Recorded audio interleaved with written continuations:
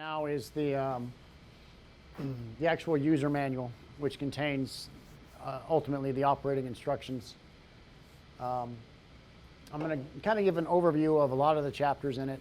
I'm not going to read it word for word, obviously, but this will give you kind of an introduction into how our manual works, what parts apply, which parts do not apply. Because the way that Hitec has configured the manual is they basically wrote it to be kind of a broad manual applicable to all PowerPro units. And so you'll find sections in the manual which will contain different features that your site may not have. So you have to basically just know how to skip over those parts or realize that that is not applicable to you. This, what I'm showing you, is still considered at this point to be preliminary because we are working on your final manuals, which will be delivered to you probably within the next week or two. The final manuals will contain a lot more than just this particular document. It'll contain all of your as-built drawings for the panels, both panels from Holland and panels that were built locally. It contains all your test reports for factory test reports. It'll contain all the commissioning reports and site acceptance reports that we concluded with last week. Individual manuals for individual other pieces of gear. So it's an all-encompassing manual or document that you'll see delivered. And this is just the instructional part of that. And again, this may be modified a little bit slightly to get to the final version, which will be delivered at that time. This will end up being thousands of pages, actually, and so it's electronically is how we deliver it. We used to actually deliver big manual books, and it would be 2 or 3 thick books that we used to deliver, but now it's all electronically. So you'll send it to our email? Most likely it will be too big for email, but there'll be a Dropbox or some other method or a way of delivery that will get it to you guys. And then what you do with that file is up to you. You can print out your own books if you want. You can keep it electronic, however you keep your library. But that'll be at some point in the next couple of weeks. We could put it on a CD-ROM if you'd like. Yeah. Yeah. Right. It's not hogging up all your space on Yeah. the No. But it's up to these guys. yeah. It's however you want to keep your library of information. Yeah, I know Mark requested like 25 copies of. Remember that? 25. He asked for 25 copies. I think McKinstry's going to give it to him somehow. So I think if we get if you get that manual to McKinstry and Mark will figure it out however they want to. Well, he actually wanted physical copies for everybody in the plant. Yeah, 25 physical copies of our complete manual would be quite a hefty price. If 25 CDs is a lot cheaper, yeah. But actual books, you're talking about thousands of dollars of printing costs for those. So we can put them on a zip file and as well. Yeah. But this is again. Maybe not the exact final manual, but this is pretty close to what you'll be seeing, and it contains all the requisite information for the system. So we'll just kind of skim through some of the chapters just to start with, because the first thing that you're going to see is pretty much some contact information, which will be applicable for you guys. We do have a 24-hour help desk in not only for our Amarillo factory, but also for our local North American office. So this is alluding to the actual global help desk straight to the factory, which you'll notice they have a phone and an email. So if you should ever have an issue by which or a question you want to send an inquiry into the global help desk, you can do it via this method. But normally, you're going to be, I think, working through our North American office. So we have a North American help desk email and 1-800 number as well. So this is more likely what you would be using if you had an issue or a question based on your unit. You'd want to go through the North American office. Now, in addition to this, again, like I said, we have 2 local technicians here in the area. And so maybe even other than this help desk, your first response would be just directly to your local service technician. And you probably met him, Nate, who's been here, you know, for most of the install and commissioning, is our primary service technician here in the area. And then we just recently hired a second as well, who actually lives in, I think, Wenatchee. So he is also available to come if need be as well. But pretty much your first responder would be Nate. And I'll make sure that you have his number tomorrow. Before I wrap everything up, I'll give you his number and contact information. You'll also have my information as well. I'm not a first responder, but if you have questions, technical questions about anything, you can certainly email me and I'll get back to you as well. But if for whatever reason you can't get a hold of Nate or myself, then you can also call the 1-800 North American number as well.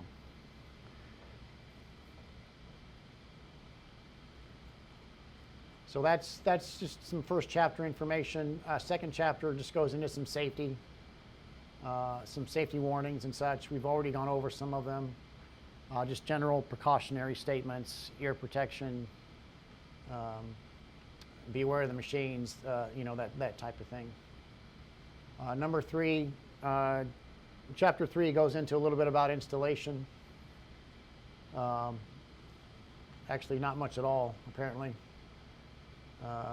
Looks like it basically just refers you to the contractor there.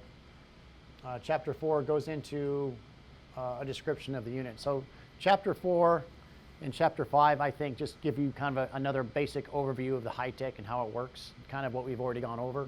So it's something good that you can refer to. Is there a page in the manual that references all your acronyms to what they actually stand Is there a manual that references all our acronyms?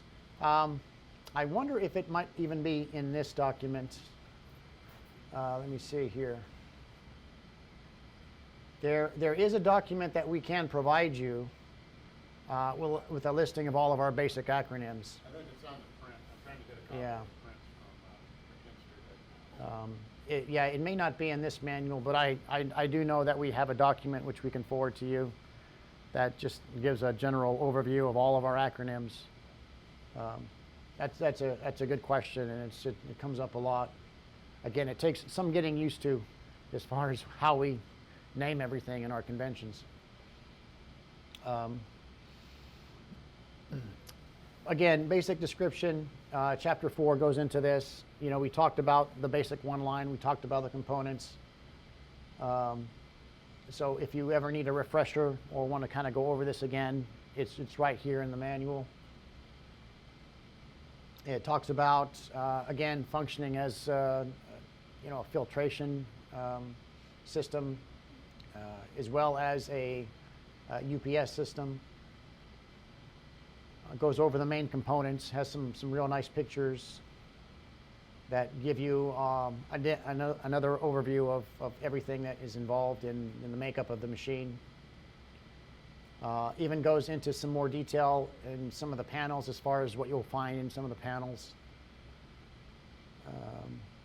and so on and so forth. So we've gone over a lot of these items already. But again, on your own time, you know, obviously you can go through these and get refreshers and, you know, relearn what you need to.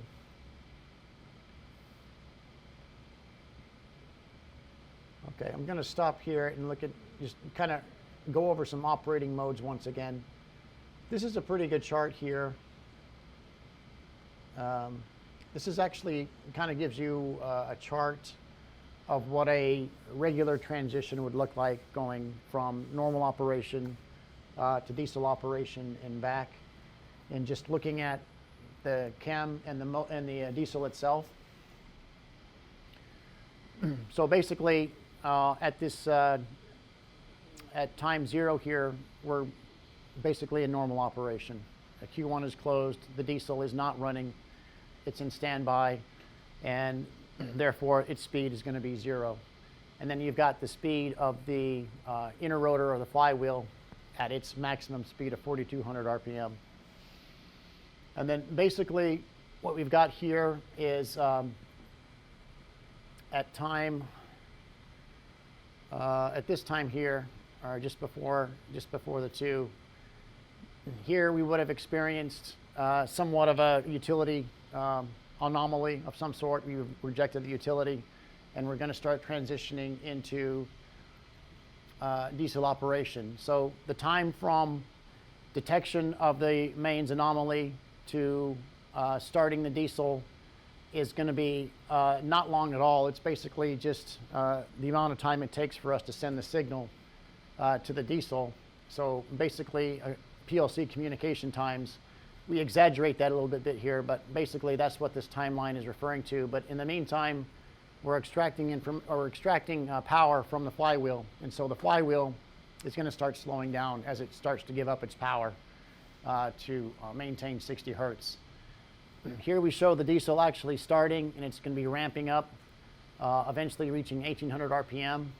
So at this time, here you see what we call running in flywheel mode, or that's the time where we're actually extracting energy from the flywheel to maintain the output voltage and frequency as we're waiting for the diesel to come up to nominal speed. Once it gets to nominal speed, that's when it will clutch in. That's when the freewheel clutch will engage. The diesel will now begin to provide power to the load, but it's working in conjunction with the flywheel for the next 2 or 3 seconds because the turbos of the diesel have not yet fully kicked in. So at this point, let's say from about here to here, the diesel is sharing with the flywheel to maintain the load. So we're using a little bit more we're still using some flywheel, but you'll notice that the slope has changed and we're using less of the amount of the flywheel as it's sharing with the diesel. And then at this point, the turbos have kicked in, the diesel has the load all by itself, so the flywheel is no longer needed. We stop extracting energy from it, and then you'll notice that now we're re-energizing the pony motor so that we can charge the flywheel back up to full strength. So at this point, let's say right about here, now we're in full diesel mode. The diesel's at maximum speed of 1800. It's providing all the power to the load, and the flywheel is basically recharged to 4200 RPM. And then we're going to transition back once the utility returns and is back within our acceptance criteria. So at this point, we're going to synchronize to the utility, and at this point here, represented by this dotted line, that's when we close our Q1 breaker, because you'll notice that the idle speed or the RPM speed of the diesel falls to idle speed at that point, 1750. Our clutch will disengage, and now we're just in a diesel cool down period here of about 3 minutes while we're now back on Q1 power for the load. Of course, in this short span of time, we had our MAT period as well, which, again, this is not a true representation of an actual time, but it's just giving you a general idea. But of course, we went through MAT, we closed Q1, we went to idle on our diesel for cool down, and then after the cool down is complete, we shut down the diesel. It goes back to 0 and is ready for the next start, while our flywheel is fully charged again as well. So that's basically a graph representation of just the speeds of the diesel and the flywheel going from normal operation to diesel back to normal operation. All right.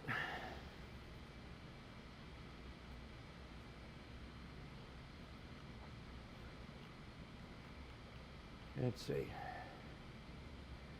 Same thing here. Here's another chart. It just kind of shows the relationship. Again, the power relationship between the flywheel and the diesel.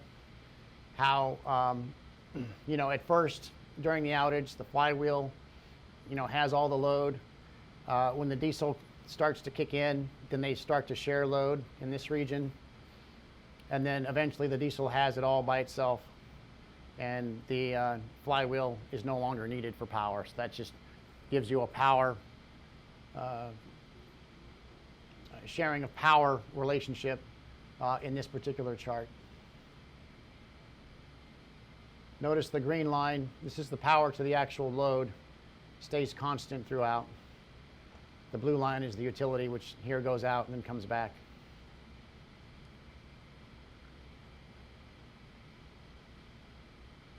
Right, this chapter goes into power conditioning. There's a feature of our machine called diesel start delay, which is a feature that you do not have at this site. So you can disregard this particular section, but you can certainly read about it if you like, and if you have any questions about that, then you can certainly contact us and we'll let you know. Let's see. Another chart basically discussing diesel mode here, restoration of diesel. We've gone over these already. UPS mode, bypass mode, and off mode. When you're talking about different operating modes here in this particular section, it's just saying that basically UPS mode of operation is your UPS is on and operating. So it can either be in utility operation, which is normal operation, or it can be diesel operation, or it can be in the transition between the two, but that's called UPS mode. Bypass mode is when you're in bypass. The Q3 breaker is closed. Regardless of what state your diesel would happen to be in, or Q1, but if your bypass is closed, you're in bypass mode. And then off mode just means basically the machine is completely turned off. You're probably in bypass mode as well, but you're in the off position and nothing is spinning and nothing is operating. So I got a question. Yeah. So we have a lot of power bumps here. Mm-hmm. So what is to determine that this thing, this plant lives through power bumps, we lose some machinery, the operators run down, restart machinery, generally you don't lose boilers. Is this gonna be so sensitive that it detects power bumps like that from incoming voltage that it will start this diesel and go into that mode every time we have a power bump? That's a good question. The question is basically, will the system react to small power bumps, go to diesel operation? And the answer is possibly, depending on the actual bump itself and what, how it affects the voltage of the frequency, whether it falls outside of our specifications. What I'll do is, I think I can generate, let me open up another document which might better show you that. Wouldn't the power conditioning smooth that bump out so we never even see it? Some of them, yeah. It depends on the actual incident itself. Like, let me bring this up because I think I have something that I can show you graphically about this.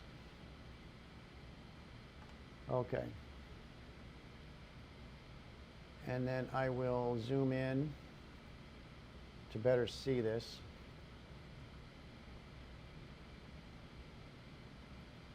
Okay, this would be an example of our standard utility voltage rejection curve, okay?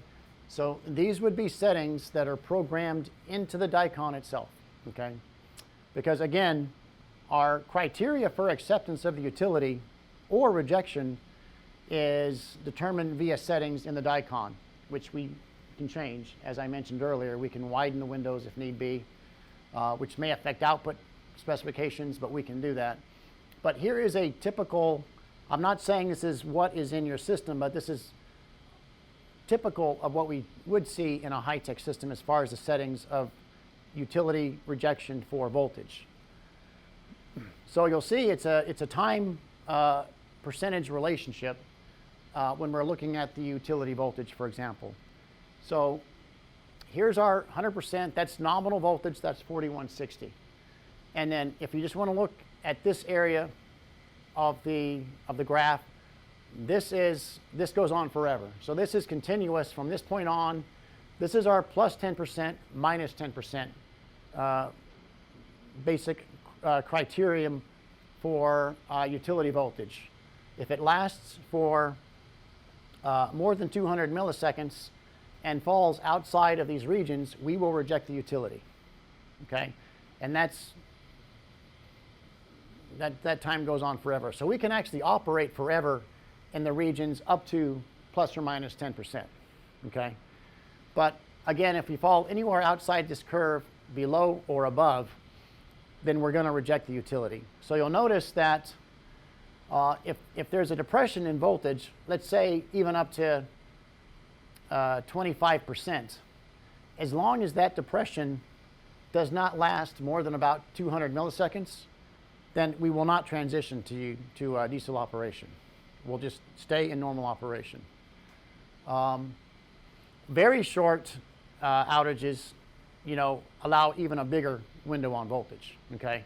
But if the outage is in excess of 200 milliseconds, in this case, and falls outside of 10%, then yes, we will open Q1 and go to diesel operation. So it depends on exactly what type of bump. Yeah. In the way of milliseconds, I don't know how long they are. I really don't. Right, and you'd have to have some sort of metering set up to, be able to. Now, we do have metering of our system. It's not something that you can see on the HMI, but we do have recordings through our SCADA system, and we log outages. So in our own SCADA system, we can bring up a log of a utility outage and see basically where that voltage sit and how long it was out before it triggered us going to diesel operation. So we can pull that information from our SCADA system, but you can also get it from any kind of an upstream power quality meter, or maybe even the utility itself would be able to tell you. I think Mark can figure out that kind of stuff. I heard Yeah. him and the high voltage guys talking about it. Is that right? Jeremy had. Yeah. Yeah, one of the managers. Yeah, it's not unusual, on the high voltage side to be able to get a report of an outage and how long it lasted and what kind of dip you saw. Keep in mind, this is just voltage. We can trigger on by other means as well. Here, for example, is frequency. So we're also looking at frequency. Most of your bumps are going to be voltage in nature. Very, very few of them are going to be frequency. But we do look at frequency, and you'll see here that our rejection for frequency typically is going to be plus or minus 0.4 hertz for the rejection. And then to reaccept it when it comes back, we want it to be within the range of 0.3 plus or minus hertz for reaccepting of the utility. So we also have a frequency specification that will also send us into diesel operation if we're outside of. So it's not 1.5% then? It's less than that? The output specification is 1.5 as far as what the load is going to see. But we have to trigger on a mains failure within a window that's narrower than that to be able to maintain that output specification. Okay. This is our white paper document is what we call it, and it's just basically this is what we give to utilities to inform them of basically how we're monitoring them and what triggers our diesel starts.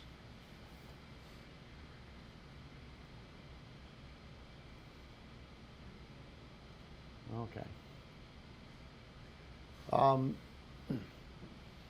Sometimes, and I spoke about diesel start reduction. This is a feature that our system can have. It's an additional option that was not purchased for U of W, but diesel start delay actually is a mode of operation where if the outage is short enough and comes back within less than a second or so, we can actually ride through that outage without starting our diesel.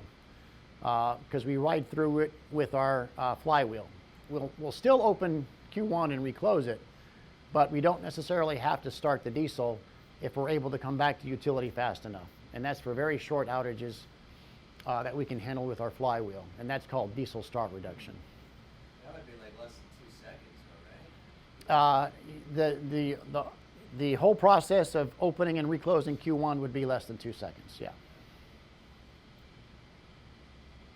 We have another optional feature of our system called energy storage optimization, which again is not employed here, but if your load is low enough, let's say you're not operating at 100%, you're at some percentage lower, 50, 30, whatever percent. That means that we can actually slow down our flywheel because we don't need as much energy to maintain a transition if your loads are low enough. And what that does for you is it means that we're not using as much energy to maintain the flywheel. You get a little bit of an energy savings there.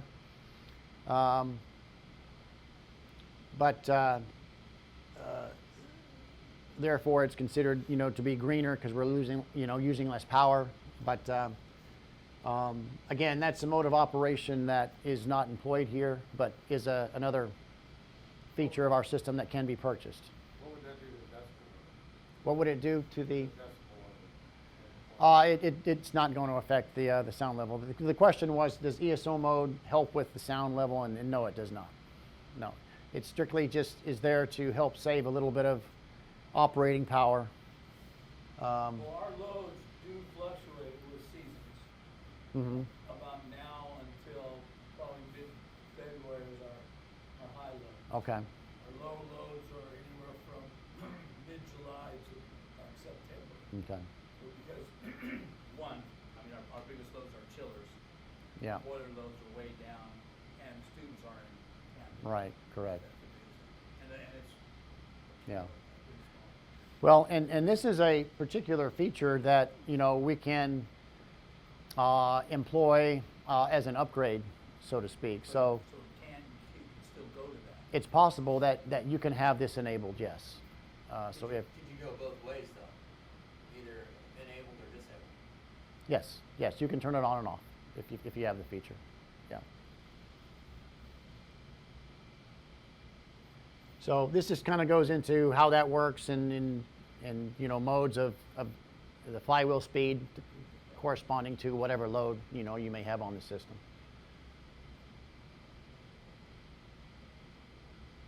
Okay, let's see. So the next part of this chapter 4, is basically it's going to start with your start and stop sequences. Okay, so normally you're only going to start and stop typically for a particular maintenance evolution. As I stated before, the unit is self-lubricating. We used to have to actually stop the unit to lubricate the inner bearings. We don't have to do that anymore. So for our maintenance periods, there's only one required stop a year. Instead of previously we had 4. Now we just have 1. And the only reason that we stop the unit once a year is so that we can change out the oil in the freewheel clutch. Okay, because that's a yearly change of oil from the from that motor oil that's being used for the clutch. So that's the only time that we're required to stop the unit. And so that's basically when you would be employing, either a stop or a restart of the system for that reason. Other than for whatever reason you might have to start or stop, maybe because you're doing maintenance somewhere else or you need to deaden the switchgear for some reason or for whatever reason. As far as that, and going back to the NC power that we have upstairs, Mhm. with the cats. So we have quarterly maintenance where we take lube oil samples, and Mhm. check this and check that. There's nothing like that involved in the drugs. No, we still have other maintenance periods. We still will come out and there's certain maintenances that we will do, things that we will check, but it does not require an actual shutdown. Okay, the unit can continue to run, but we'll send guys out here at least on a semi-annual, sometimes a quarterly basis, and they'll just make the rounds and they'll take readings. And the other thing that we will do, the system has vibration monitoring in place that collects data and information, but if we have a maintenance agreement, we'll also send technicians typically every quarter, and they will take additional vibration readings. We have a little handheld system that we use to take vibrations, and it gives us a little more information than what the existing onboard system has. So we'll take actual readings that give us spectrums of different frequencies, and we can take a deeper dive into the vibrations by doing that. And so that's something that we can do quarterly with our maintenance. But yeah, basically, when we shut down once a year, we'll also take fuel samples, oil samples of the diesel. Keep in mind that, you know, other than typically for a couple outages a year or just exercising the diesel does not run a whole lot. Sure. So usually a once a year sampling of oils is you know, fine for the system. Will the tech manual have in part of it, and typically it's in every tech manual, required maintenance actions, Yes. taking periodicities? Yes, yes. The question was, does the manual go into maintenance activities? Yes, it does. In fact, we'll get to that part of the manual. Plus, we have other instructions that are referenced that go into, you know, your daily checks, your weekly checks, your monthlies, yeah, and so forth. And parts, Um, part support? Spare parts, I don't believe that's in the manual, but we do have a spare parts listing for different levels, 0 through 3. Yeah, so that will all be provided as well. I'm thinking in terms of filters. Right, yeah. Yeah, we have, like I said, we have maybe 4 levels of spare parts. Where level 0, that's your basic consumables. That's your filters, sometimes batteries, sometimes certain fuses can be on that list. And then you'll have level 1, which goes a little bit further, you know, maybe circuit breakers, fuse holders, starters, exactly. Then you've got level 2 and 3. Your highest level of spare parts is probably level 3. And now you're getting into spare generators, spare chems, which we do have customers who buy a spare chem or alternator. And of course, Can't put that thing on a shelf. well, and these are typically sites that are multiple units, like maybe 10 or 12 units. Across the water. Yeah, yeah.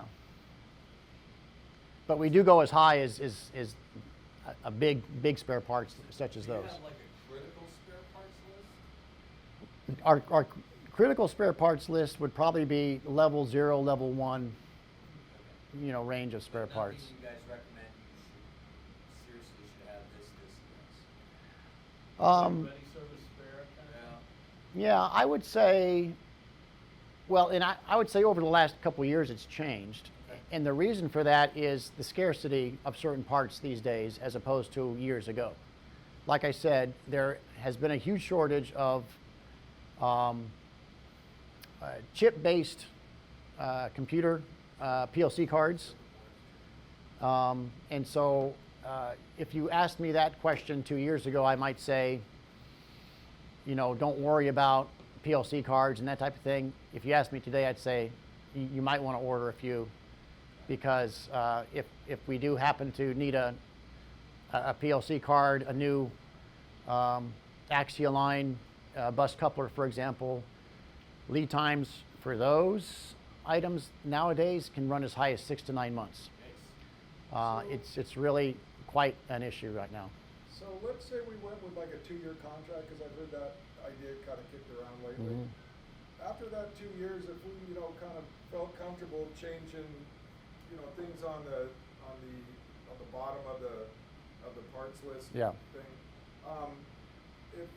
if we didn't have that part here, would it be quicker to have Nate come out and put it in? Like, does he have better access to Mhm. items than us without a contract? We do have access. I mean, we do keep our own set of you know, critical spare parts. Right. But maybe they're in Houston, or maybe they're in Virginia. They may not necessarily be in our West Coast office or in this area. Right. So it's still, I think, a good idea if you were to purchase your own set of critical spare parts, because then if you need them, you know, they're here right now, as opposed to having to wait for a couple days or so. Even overnighting items these days, you never know, it might take 2 or 3 days. We didn't, this tomorrow, we'll get into that a little bit more.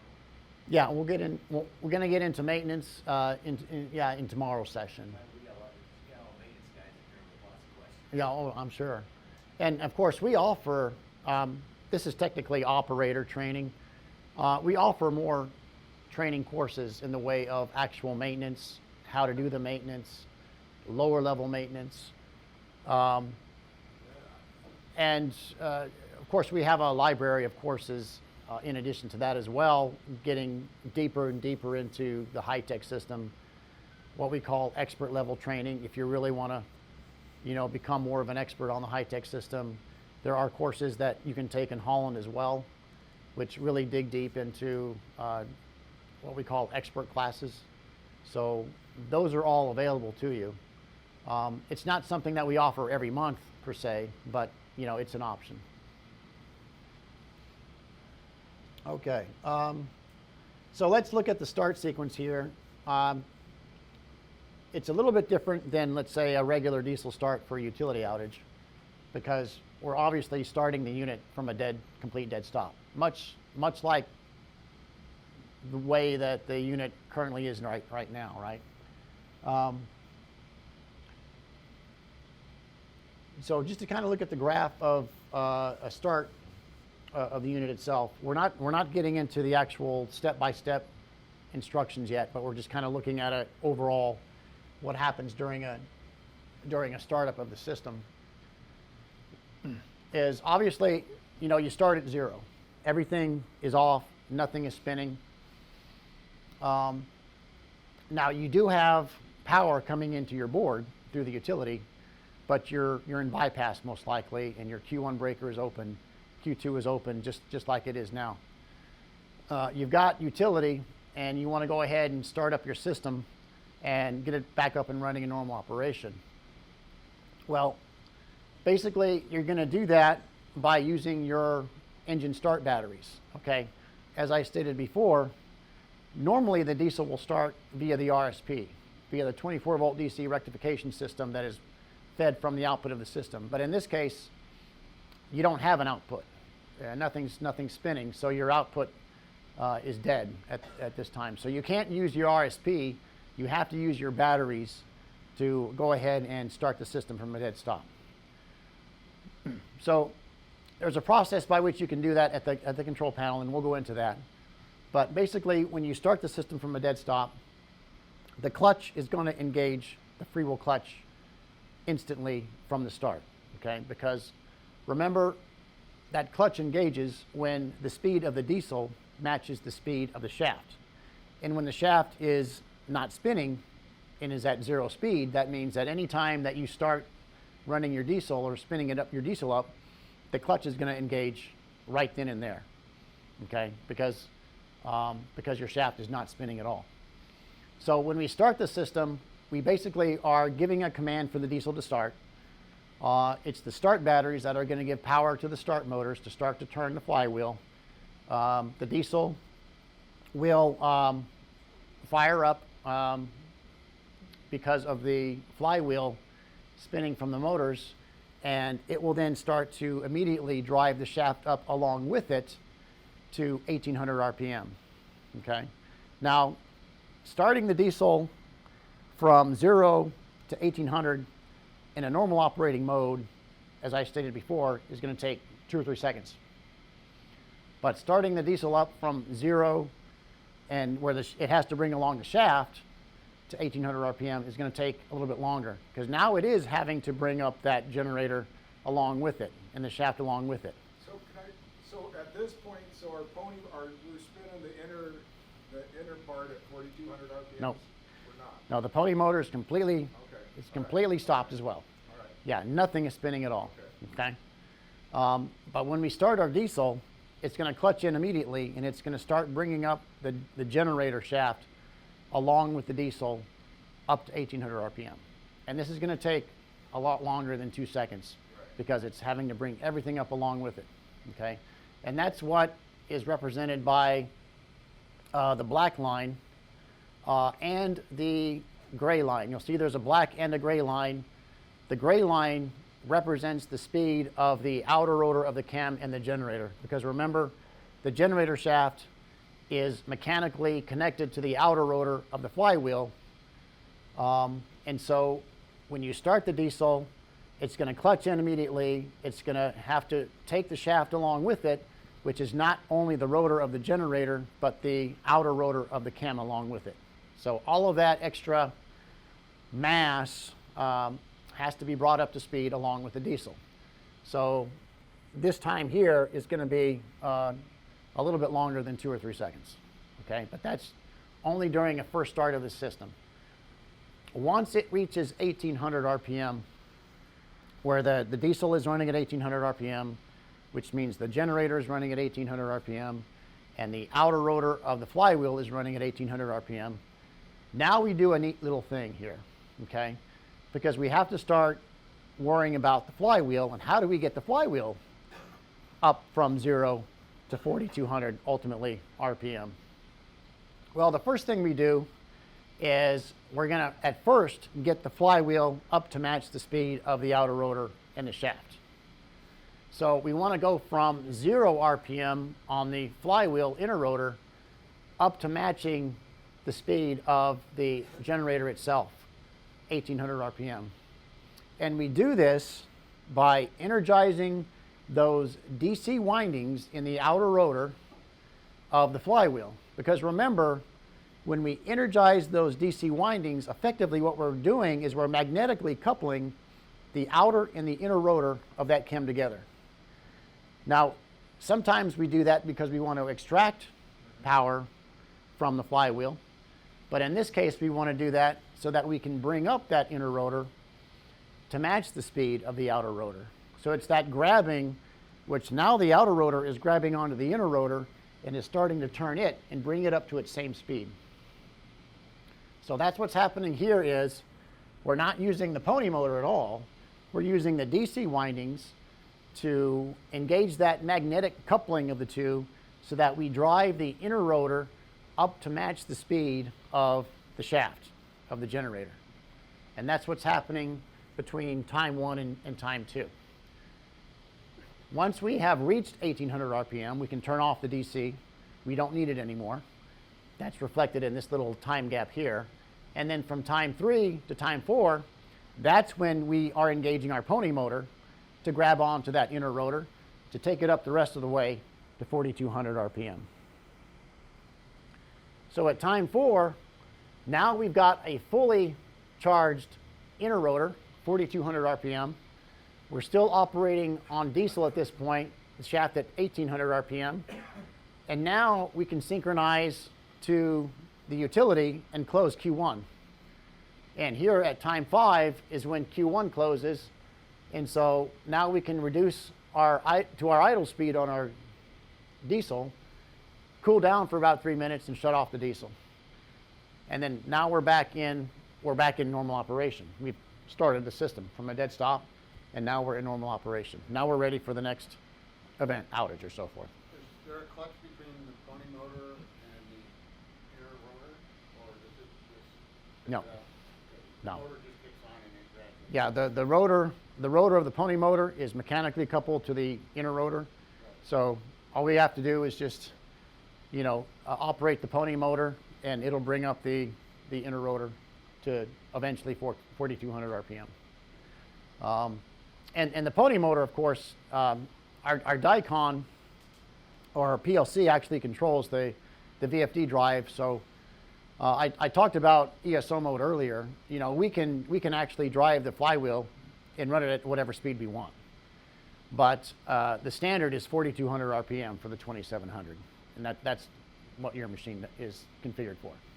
So when that is going from the 1800 and it's now it's ramping up to 4200, that's because it's got the 60 hertz coming from the Q2 side of that breaker. Is that? No, the 60 hertz is being generated at this point by the diesel, Okay. So, because we haven't closed Q1 yet. But so at what okay, but the pony motor Mhm. is being powered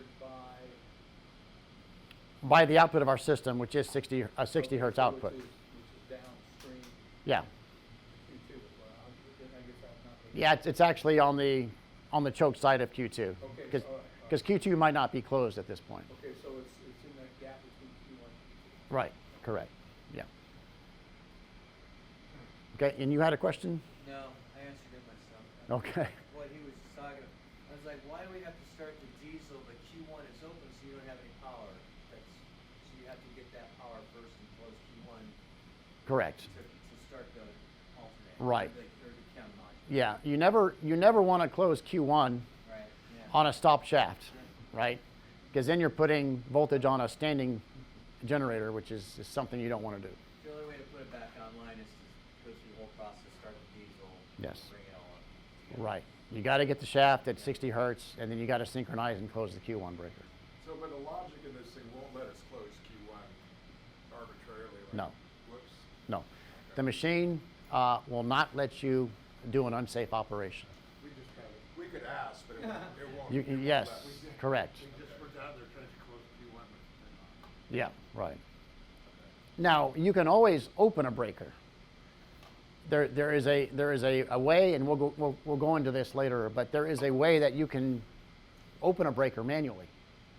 But that's considered a safe operation because opening a breaker is always a safe operation.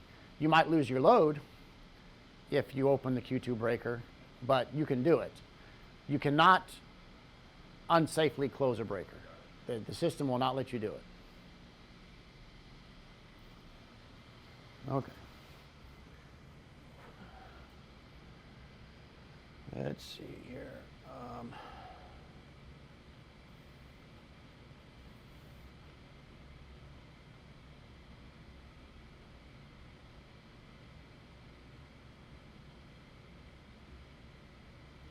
Okay. There is something that we call a black start. And it really isn't all that much different than a regular start. Okay? The start that we just went over is assuming that you do have utility power. Okay? And all that utility power is doing is basically providing PLC power into our control panel so that our PLC is up and running and can start giving orders to the diesel and the rectifiers and the flywheel, to start the system. But what if there is no utility whatsoever? What if you're completely in the dark?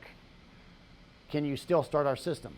Well, the answer is yes, because the only thing you really need to start the system is PLC power into our unit control panel.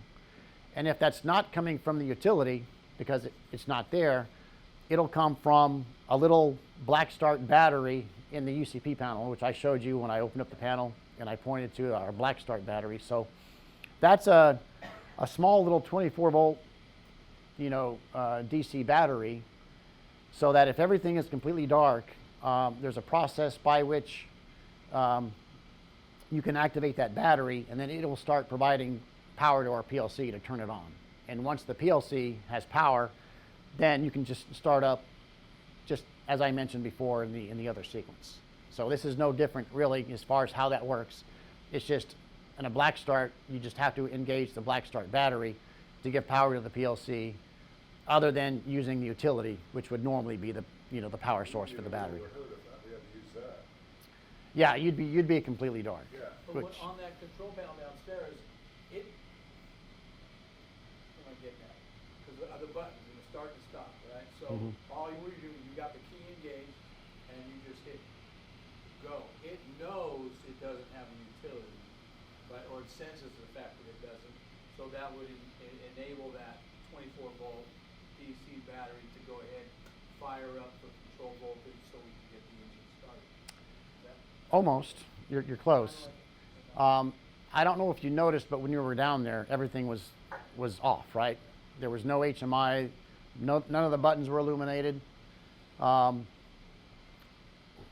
you want to start the system, and either you have utility power or you don't, the first thing you have to do when there is no PLC or HMI indication is you hit the on and the off button simultaneously, both at once, briefly, and then that will engage either your black start battery or will engage power from the utility to come turn on the PLC. So what we just did before we reconvened here is I went down and they basically returned power to the board, and I went down there and I pushed the on and off button, and then that initiated the PLC with power from the utility, and now the displays will actually have power. The unit is still not running because it's off, it's not spinning, but the PLC now has power, the panel has power from the utility side, and I did that by enabling the on and off button at the same time. How did you get it off to that point? Well, to get it off to that point, the first thing that happened is the unit was shut off. So you just simply hit the off button, and then the unit shuts itself off. So the PLC doesn't generally keep power if the utility has power?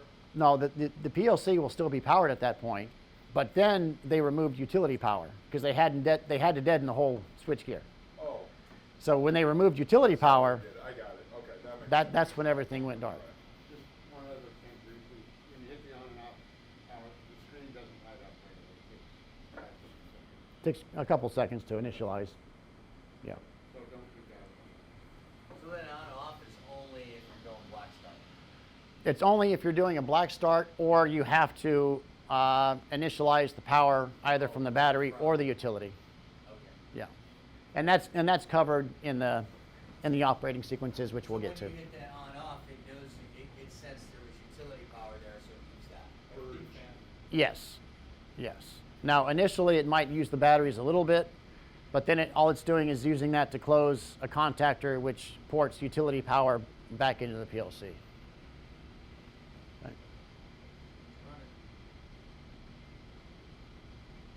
Okay, so here's a stop sequence. For whatever reason you want to stop the unit,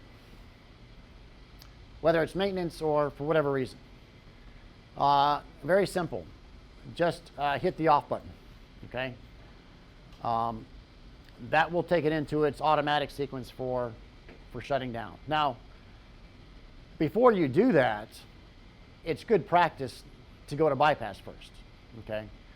Because there are two things that basically you'll be doing on a regular basis at the UCP panel as far as controlling the unit. You're either telling it to start or stop, or you're telling it to go to bypass or return from bypass. So anytime you stop the unit, obviously you want to go to bypass first so that you don't have an issue with the load, for example. Now, if you forget to go to bypass first, the unit will go to bypass for you if you just hit the off button, okay? In other words, if the unit is running, Q1 and Q2 are closed, and you want to shut down the unit, and you just hit the off button. Okay, well, before it actually shuts down, it will take itself to bypass. Okay, again, it's going to make sure that your load is okay. So it's going to go to bypass first and then shut down. However, let's say you have a problem with one of your breakers.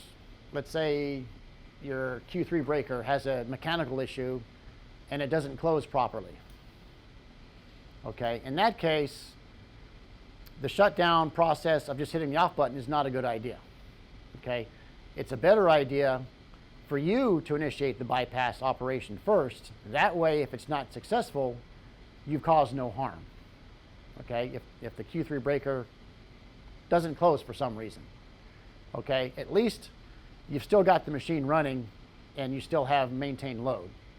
But if you hit the off button and the Q3 breaker doesn't close, well, the unit's still going to shut down and you're not going to be in bypass. You're probably going to lose the load. So it's good practice to always go to bypass first before you shut the unit down, okay? But if you forget and just hit the off button, it will go to bypass first. Very simple, hitting the off button shuts everything down, okay? It means that your Q1 breaker will open.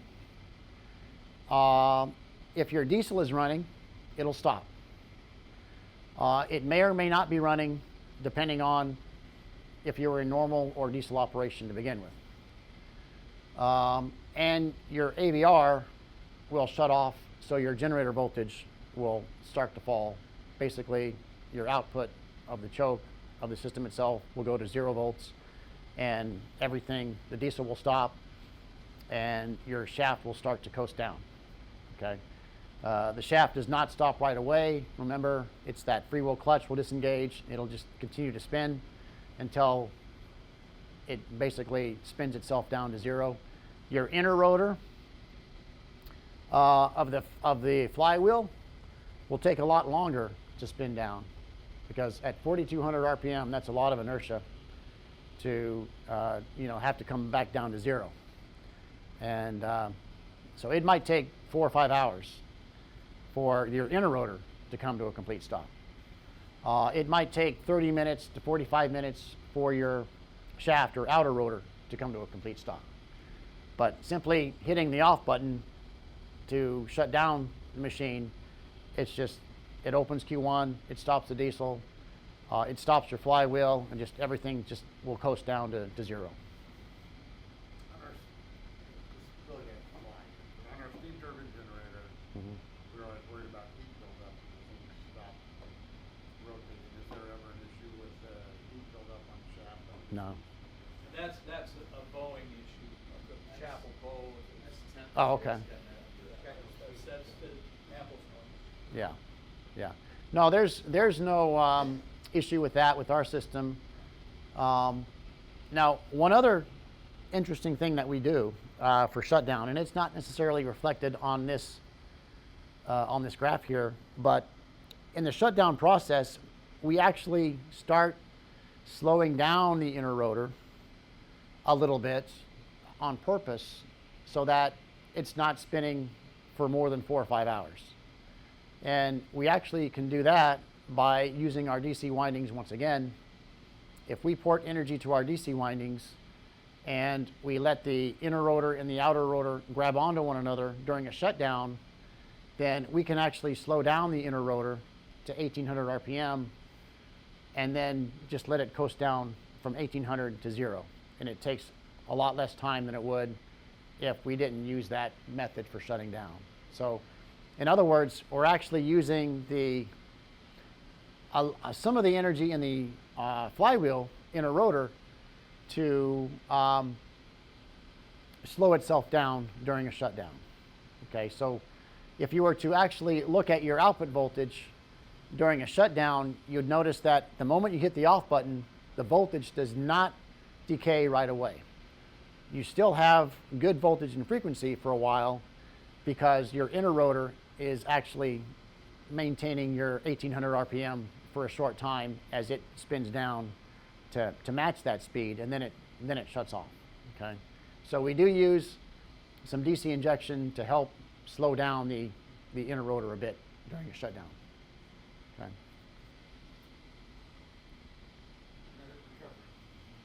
Sorry? Kinetic recovery system. Yeah, like a braking function. Yeah. Now, unfortunately, that power really isn't used for anything, but we still utilize that method.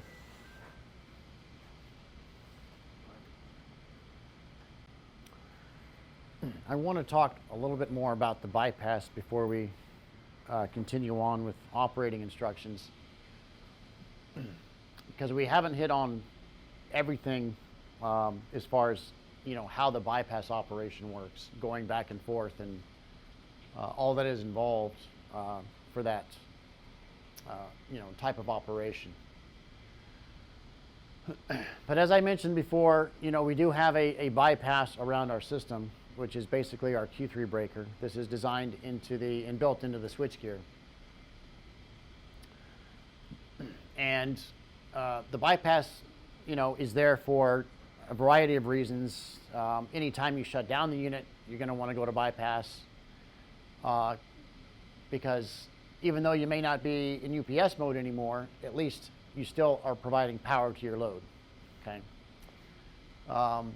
If there happens to be a mechanical issue with the system where we're doing maintenance, we want to be in bypass as well. Now you're unprotected while you're in bypass, but you still have power to the load. And any transition we want to make to bypass and back, we don't want to disturb the load whatsoever. Okay, we don't want a break of any sort, obviously, for any kind of critical load. So anytime we go to bypass or return from it, it's always a closed transition process, meaning that the open breaker has to close first, and then the breaker that is closed will open to complete the process. So in other words, if we're in normal operation and Q2 is closed, Q3 is open, and we want to go to bypass, then we want the Q3 breaker to close first, followed by the opening of the Q2 breaker. So that's our close transition. We never lose power to the load that way. Likewise, going back, we want the Q2 breaker to close first, and then the Q3 breaker will open. So that's a closed transition coming back out of bypass. And there's a couple ways by which we ensure that happens. One of them is through a mechanical interlock that we have built into the controls of the breakers themselves. So it is actually, when going to bypass and back, it is a part of the control mechanism of the breakers themselves that prevent you from doing anything other than a closed transition bypass. So for example, when going to bypass, the Q2 breaker has a mechanical interlock that prevents it from opening unless it sees that Q3 closes first. That's a mechanical contact closure in the trip line of the Q2 breaker itself. So it's actually physically waiting for a set of Q3 contacts to indicate the breaker is closed before it's going to open Q2. So that's a mechanical interlock in the controls that ensure that happens. There's also a software interlock in the PLC program as well. So the PLC has to see Q3 close first before it gives a command for Q2 to open. So in those two ways, through mechanical and through software means, we ensure that the process to bypass and same way going back is a closed transition process. Okay. Now there's another thing that is required, obviously, another check that we do to make sure that it's a safe transition to bypass and back, and that is we have to make sure that we're in sync across the bypass breaker. Going to bypass or in sync across the Q2 breaker coming back from bypass. Now in the case where you're in normal operation, that's automatic and very simple. Because if you're in normal operation and Q1 is closed, by virtue of Q1 being closed, you're already going to be in sync across the Q3 breaker because both sides are basically connected to utility. So you're automatically going to be in sync across the Q3 breaker, either going to or coming from bypass if Q1 is already closed. The only thing you've got to worry about is a little bit of phase shift across your choke. Okay. What we've got here in our inductor choke is basically an inductor, right? So we've got possibly some current going through this inductor depending on how much load we have. So right now assume Q1 and Q2 is closed. We've got a load out here that we're servicing, and the amount of current that's flowing through from the utility to the load is going to depend on the load itself, whether you're fully loaded or whether you're half loaded or whether you're not loaded. But that's going to determine how much current is going through that part of the choke, the inductor. And as you run current through an inductor, then what happens? Basically, the current lags the voltage, so you're going to get kind of a phase opening between current and voltage across your choke. And that phase opening can be as much as 30 degrees. Okay, and we know that because we design our choke and we size it such that the maximum amount of phase shift across the choke at full load is going to be no more than 30 degrees. Okay, so you're going to be in sync across Q3 in normal operation by virtue of the fact that both sides of Q3 are connected to utility, but on one side you're going to have a little bit of a phase shift that the other side is not going to see.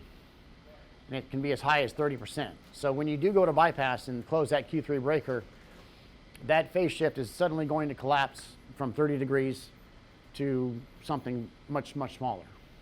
Okay, that's not an issue. It's not going to hurt your load, but what it might do is, depending on the utility and strength of your utility, it might cause a little bit of a dynamic bump that might send you into diesel operation. Okay, because we might see that on the utility side as a bump that would send us into diesel, but it's not going to affect your bypass operation. So you will go to bypass successfully. Q3 will close, Q2 will open, but depending on how your utility or how soft it is, it might cause enough of a bump here that will start the diesel. If that happens, if you see that, don't be concerned. When you return from Q3 to Q2, you have no phase shift across the choke whatsoever to begin with, so you don't have to worry about an adverse reaction from your diesel. Okay? It's rare, but you can see it.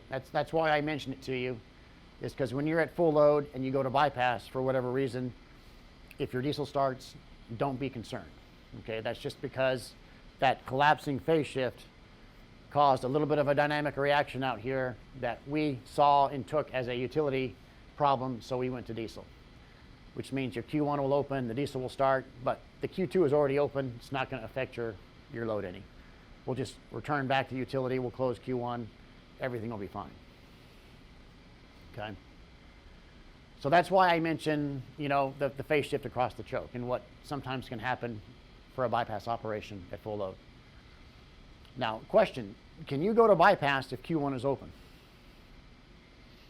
Because what I just mentioned was, going to bypass in normal operation when Q1 is already closed. And the answer is yes. You can go to bypass with Q1 open as long as you have the utility to go to. So, for example, you can be in diesel operation and Q1 can be open and you still have utility available. That can happen during MAT time, like when the utility returns and you're just operating for 15 minutes, waiting for the MAT timer to expire.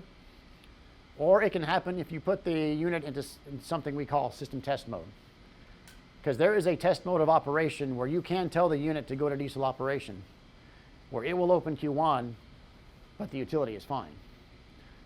So that's another mode of operation where Q1 might be open and the utility is fine. Can you still go to bypass in that condition? Yes. Because remember, whenever utility is available, even when Q1 is open, we're going to be synchronizing to it. If it's there, we're going to synchronize to it. And if we're synchronous to utility, that means that we can go ahead and close the Q3 breaker because we're matched on both sides. Okay, because we're in sync with the utility. On the right side, utility is on the left. We can go ahead and close Q3. So yes, you can go to bypass even if you're on diesel power. And you can return from bypass if you're on diesel power as well. Where does the power go? If Q2 is open, where does that power go from the diesel? We go to bypass, Q2 opens. Yeah, if you're on diesel, Q1 is open, you go to bypass because you have utility. Q3 will close, Q2 will open. You'll stay in diesel. Q2 would have to be closed. Initially, it's closed. Right. Yeah, because you're serving load through Q2, but you can go to bypass and close Q3 and open Q2. But then there's no load on the... No, remember there's diesel. The utility is available. So we're in the condition where we're in diesel operation, but utility is available. So you still have power here. Right. But the diesel's not feeding anything at that point. The diesel is feeding your Q2 until you open Q2, and then it's not feeding anything. Yeah, it's still running, Right. but it's basically running with no load because now all your load is going through the Q3 breaker. Okay. Okay, so that's the bypass. And again, how do you get into bypass? Well, there's a couple ways. You can initiate a bypass request. You can tell the machine, go to bypass. And remember, it's always a request. It's saying, I'd like to go to bypass. Can I go to bypass? The machine will say, yes, you can, and then it will go to bypass. Or it'll say, no, you can't, and it will not go to bypass. But you can request it to go to bypass or return from bypass, or the machine can go to bypass on its own. And the machine will go to bypass on its own when there's a failure condition where it has to shut itself down. So there's any number of failure conditions that will shut down the machine automatically, but it'll go to bypass first before it shuts down.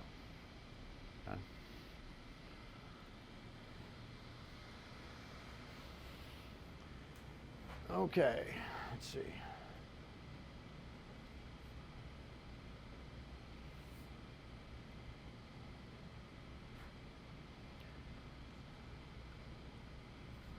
So we talked about startup, we talked about shutdown.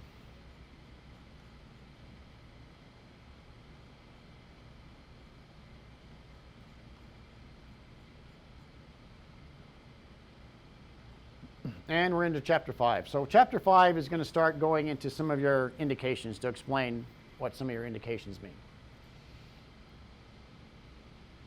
Can we back up for 1 second? Yep. So, you said there's mechanical interlocks on Q2 and Q3, right?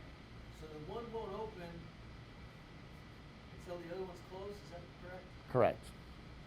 But if Yep. you have an emergency where you have a shutdown, it can initiate to close Q3 to go to bypass, Mm-hmm. but then it doesn't close. It's still going to shut down, right?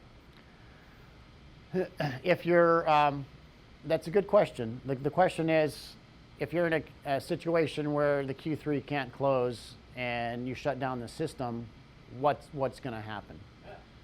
Yeah. First of all, one condition where Q3 can't close, or let's say we don't want it to close, or it would do no good to close, is if you have no utility, right? If you shut down the system through failure or some other means, and there is no utility, the Q2 breaker will eventually open. There is another method of tripping open the breaker other than using its trip coil. It also has a UV under voltage as well. So it's might take a little bit of extra time, and it might require waiting until the voltage degrades enough on the output side for that under voltage to act on the unit shutting down, but the Q2 breaker will eventually open. So even if there's utility available and Q3 won't close, eventually Q2 will Yes. open and shut down? Correct. Yes. If let's say there was a mechanical problem with Q3, Yeah, that's what I was getting at. yeah, and for whatever reason it's not closing, then yeah, shutting down the system or a failure shutdown, the Q2 will eventually open. It's So do those mechanical interlocks disengage then, or? No, it's like I said, the mechanical interlocks are used in the closing trip circuit of the breaker with a trip coil, but there's a separate under voltage coil that will also open the breaker. Okay. I got you. In that case. Okay. Okay.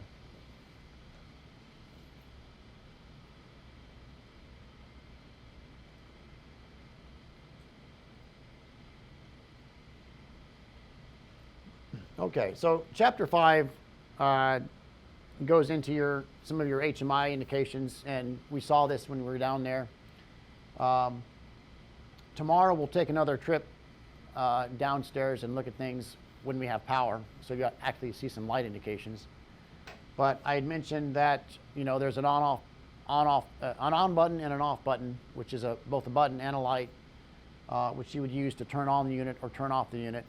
And then there's a second set of buttons that are used to initiate a bypass operation, to go to either to bypass or return from. It's very simple. 4 sets of buttons on the right side of the HMI. We talked about your lock key here. So again, to be able to initiate actions at the HMI, you have to have the key in the local position. Otherwise, you can lock everything out, and an operator can't, mistakenly operate the system if it's in lock position. It's still going to have all of its safeties. It's still going to be able to shut itself down or go to bypass if it has to, given a failure condition. It's just the operator isn't going to be able to use any of the buttons if the key is in the off position. What's the status setting? The, Data? the for, Lock, local, and status. oh, well, that's what I was mentioning. With the key in the local position, that means you can operate the system at the HMI. If it's in the locked position, it means that an operator cannot operate the machine at the HMI. And if it's in the SCADA position, it means you can operate the system through the SCADA system, through the SDP panel. Okay. And then, of course, you've got a buzzer. We talked about the buzzer, which you're not going to be able to hear typically when the unit's running. What does SCADA stand for? Oh, you know what? I don't know exactly what it stands for. I'd have to look that one up. I used to know it, but it's not coming to mind. That's remote operation. Yeah, it's basically a remote monitoring system. That's where you get data back from. It's a data collection. Basically, it's monitoring and data collection. Basically, it's where we record logs from the system, history logs and so forth. Is that primarily used by you guys when you guys come back into let's say we have some sort of outage and we need you guys to come in and check it out? Is that the first place you guys go to figure out what happened? We can. There's two things we can do. I mentioned before with the DICON system that it actually records. It does keep some recordings on its own. Anytime that there's a mains outage, it records a log, which is a 15-second snapshot of the event itself. And it'll actually record 5 seconds before the outage and 10 seconds after the outage. So about a 15-second time span of all of your mains outages will be recorded in the DICON itself. Not the SCADA, but the DICON. Anytime you have a failure condition, red failure, which shuts down the system, that will initiate a log recording in the DICON. Again, 15 seconds worth. So we can download logs from the DICON and look at failure events or utility failure events. But the DICON can only record so many of those. And I don't know exactly the amount or how many it can record, but once it gets to the end of its memory, it just starts writing over the old events. So we can look at that. And that's called downloading a DICON log from the DICON itself. We can also go to the SCADA system, which is connecting to that box PC in the SDP panel, and it does the same thing. It records all those events, but it can store a lot more of them. It's just, the memory of the PC box is ultimately much larger than the memory in the DICON. So we can also extract recordings from the SCADA as well. So it just depends. If there's an event and we get to the site within a day or two or even hours, then we'll probably just use the DICON log. But if it's more than that, we might have to go to the SCADA. Okay. Okay. Let's talk about the health indicator here real quick. So on the left side of the HMI, you have 3 lights. They're not buttons, they're lights only. You've got a top light, which is a failure, and then a middle light, which is a warning or attention, and then the bottom is an operational. So it's like a traffic light arrangement. Red is bad. Okay. Anytime you have a failure, you're going to see this red light. It's going to be illuminated. And anytime you see that red light, you're probably shut down. You're probably already in bypass and shut down. That's what the system will do.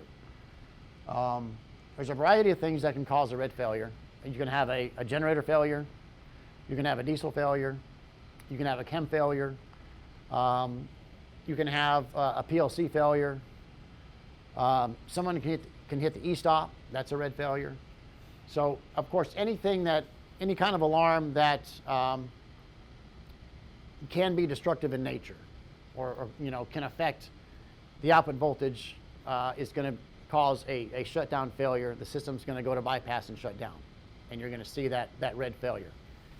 And then in your HMI section, and we haven't seen this yet because the unit was dark, but if you look at your HMI, there are menu buttons on the bottom, and one of those menu buttons is a page of your HMI that is looking at alarms that are displayed. And you've probably already seen it.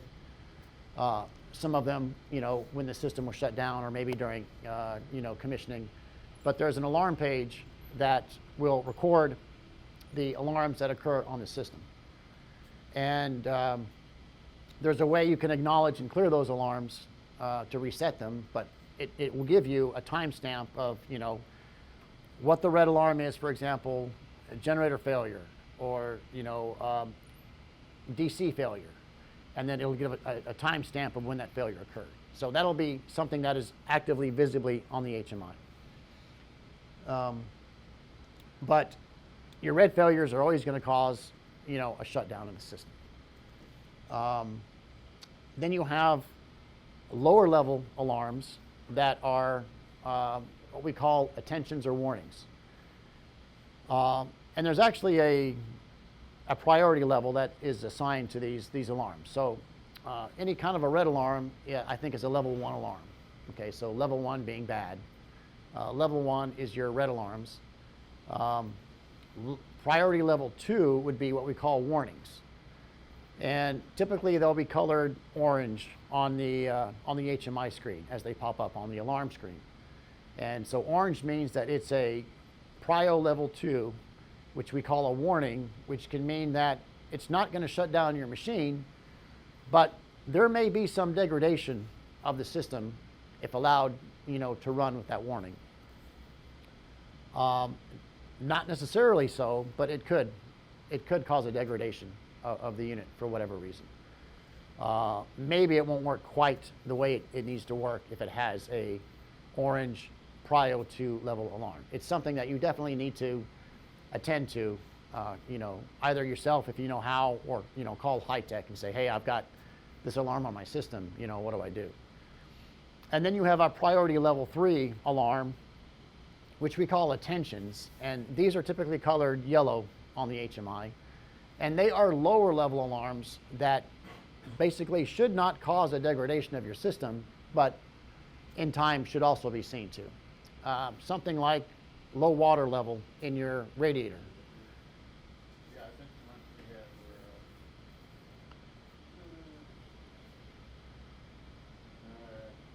UCP, ECB, current high. Yeah. MCB, BCP, trip. Right.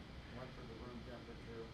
Right. The room temperature is a good example, because all that's telling you is that the thermostat is picking up a room temperature too high. It's not going to cause any degradation in your system. It's just giving you an alert that, hey, the room temperature is a little bit high. You might want to check your vent fans, or, you know, whatever. But those are failures that are not going to impact how the system operates, okay? But still something that you need to be aware of, and, you know, you do want to take care of, but it's not something that's vital.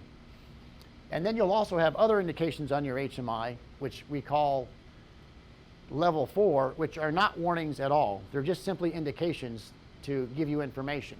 So, for example, when your diesel is running and your radiator has started to cool your engine, it'll give you an indication that your radiator is running. And that's not a warning. That's just saying, hey, the radiator's running. You know, you should see that when your diesel's running. You might see other indications like bypass closed. Right now, if you look at the unit, it'll say, you know, Q3 bypass is closed. That's just telling you that it's in bypass. It's not a warning. It's just an indication. So those are the 4 levels of messages you'll get on your HMI. 1 through 4. Again, 1 being the worst, 4 being just information.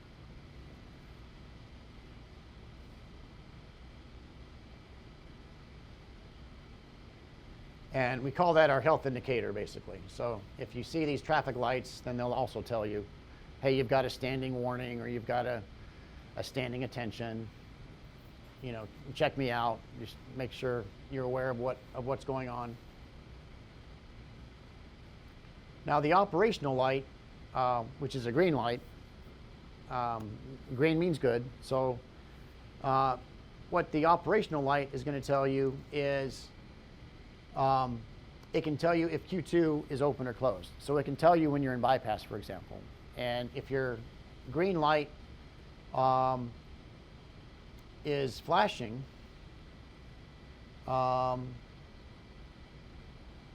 during startup, for example, it's just telling you that Q2 is open, is all it's telling you. If your green light is solid, it means that your UPS system is fully operational, Q2 is closed, everything's good.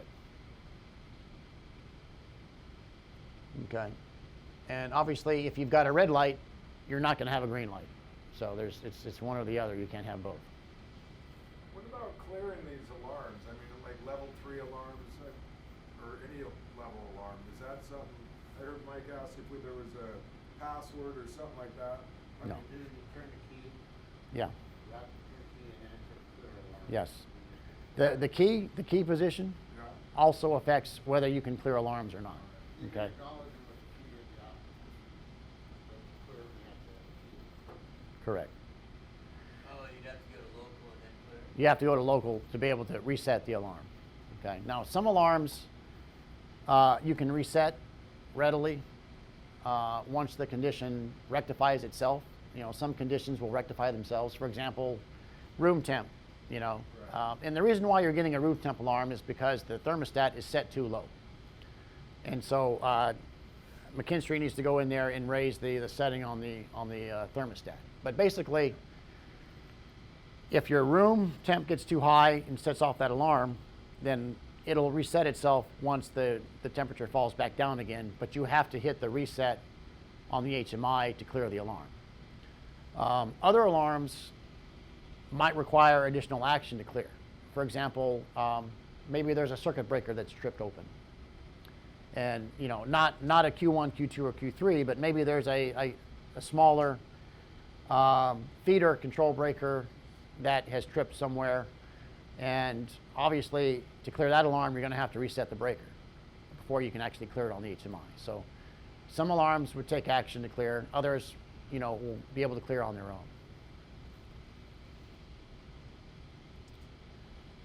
But if you ever have any question about, you know, why you're getting a particular alarm, and you can't find it in the manual or, you know, through others, you know, manual source, then obviously give us a call.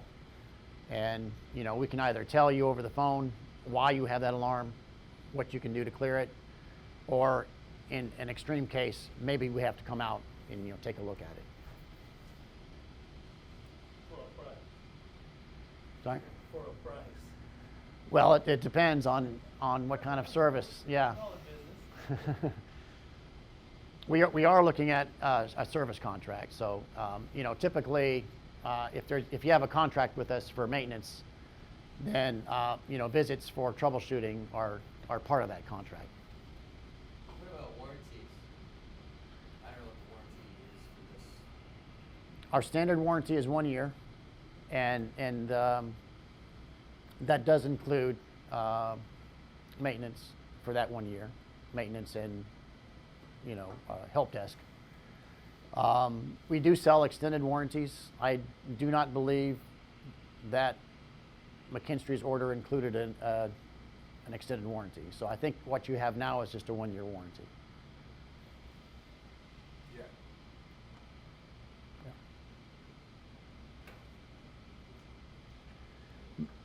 Okay, we talked about the operating buttons. Again, very simple.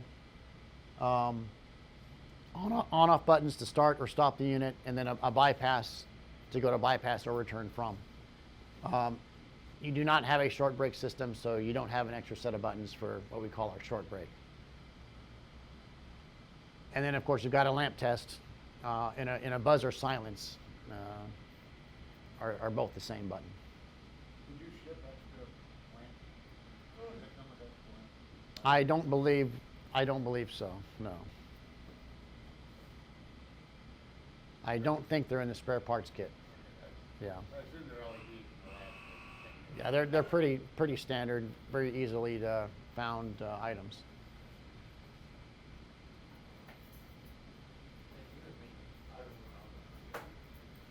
And I'm going to start again with just the layout of the HMI on the UCP panel. The items on the right side of the HMI, the indicator and operational buttons, 99 times out of 100, this is how you're going to operate the system. These are the only buttons you're going to have to worry about. They involve starting or stopping the unit and going to bypass or returning from bypass. That's normally all you're going to have to worry about when operating the system, because it basically takes care of itself for, you know, all the other automatic operations that, you know, occur. along, of course, with your little locking system here. The lights over here, again, are just for indication, and then you've got a lamp test and a buzzer off as well.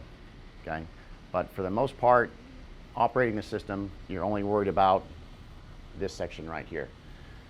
The HMI screen is going to give you indications of what's going on, just give you status of the unit and things like that. It is a touch screen, so there are other operational functions that will occur at the HMI, but they're more in relation to just acknowledging alarms, clearing alarms. There are some test functions that you can access through the HMI, and we'll go over that as well. But again, those are test functions and not day-to-day operational things that you'd have to do. So again, main operation of the system is just dealing with the buttons on the face of the panel, typically on the right side here. Okay.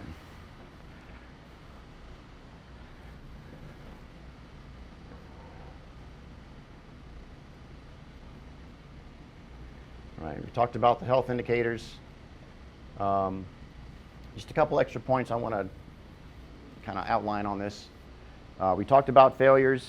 A red failure, anytime you get a red failure, it's gonna shut down the system. It's gonna go to bypass, it's gonna shut down. Obviously, that red failure would have to be troubleshot, cleared, before you're able to restart the system, okay? If you hit the on button when you've got a red failure active, it's not gonna do anything, it's not gonna start. All red failures have to be cleared before you start the system. Likewise, the higher level warning, which is Prio 2 type of warning that I mentioned, if you have a Prio 2 warning, it also will not let you start the system until that warning is clear as well, okay? But Prio level 3 attentions, lower level warnings, you can start the system with those. But there are just a certain number of other warnings, Prio 2, that will not let you start the system, so those have to be cleared as well.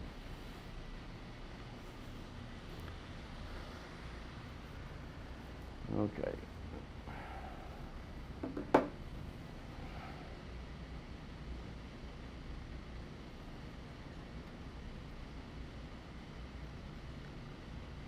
All right, so let's look at those other screens of the HMI. And actually what we'll do is, after we finish this particular topic, before we break next time, we might actually go downstairs and take another look at the HMI, because it does have power right now. So we have utility back to the unit.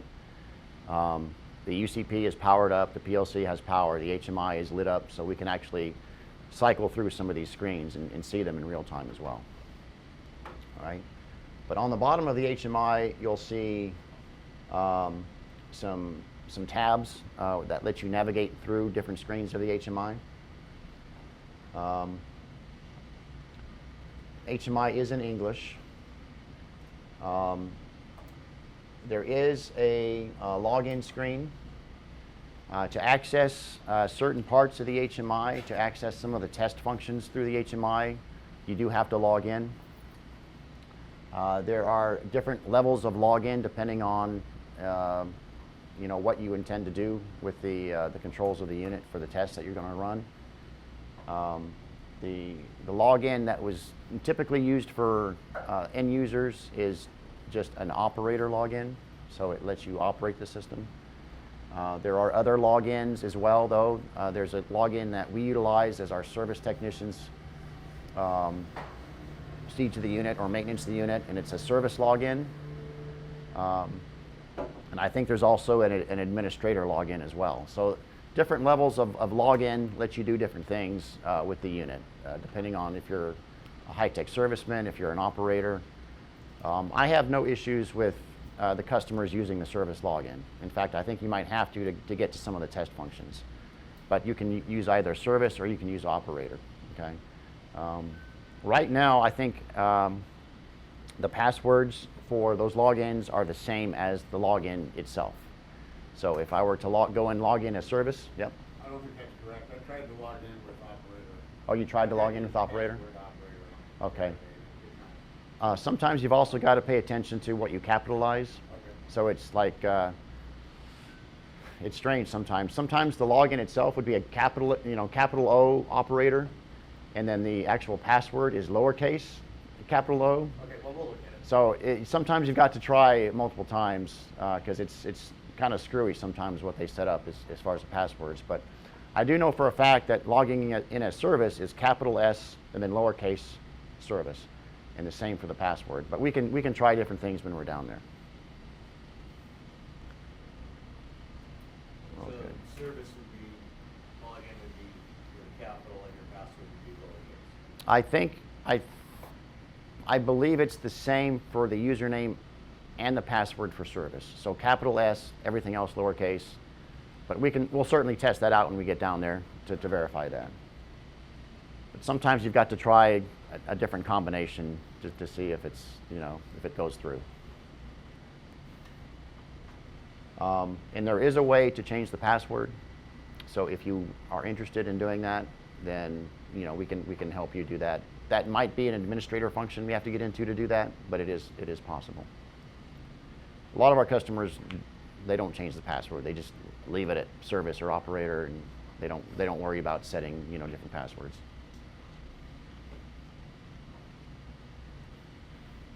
Okay, I'll zoom in a little bit here. So the first tab on your left is going to be a system tab. That's just going to show you status of the overall system. It's going to show an input breaker, an output breaker, and I think it also shows the bypass as well for your system. It'll give you basically a utility measurement. It's going to show power coming into the system from the utility, frequency, voltage, and power in kVA. And then it's going to show you an output measurement as well. What's actually on the output bus heading to the critical load. Okay. You've also got a little time and date down here. I did set the time and date yesterday for the HMI, and I linked all the times. We have different items that basically synchronize the time. We've got a time for our STP panel, we've got a time for the HMI, we've got a time for our PLC program, and a time for the DICON as well. And all of those have to sync together, and I set all that yesterday. So right now they should be displaying the correct time.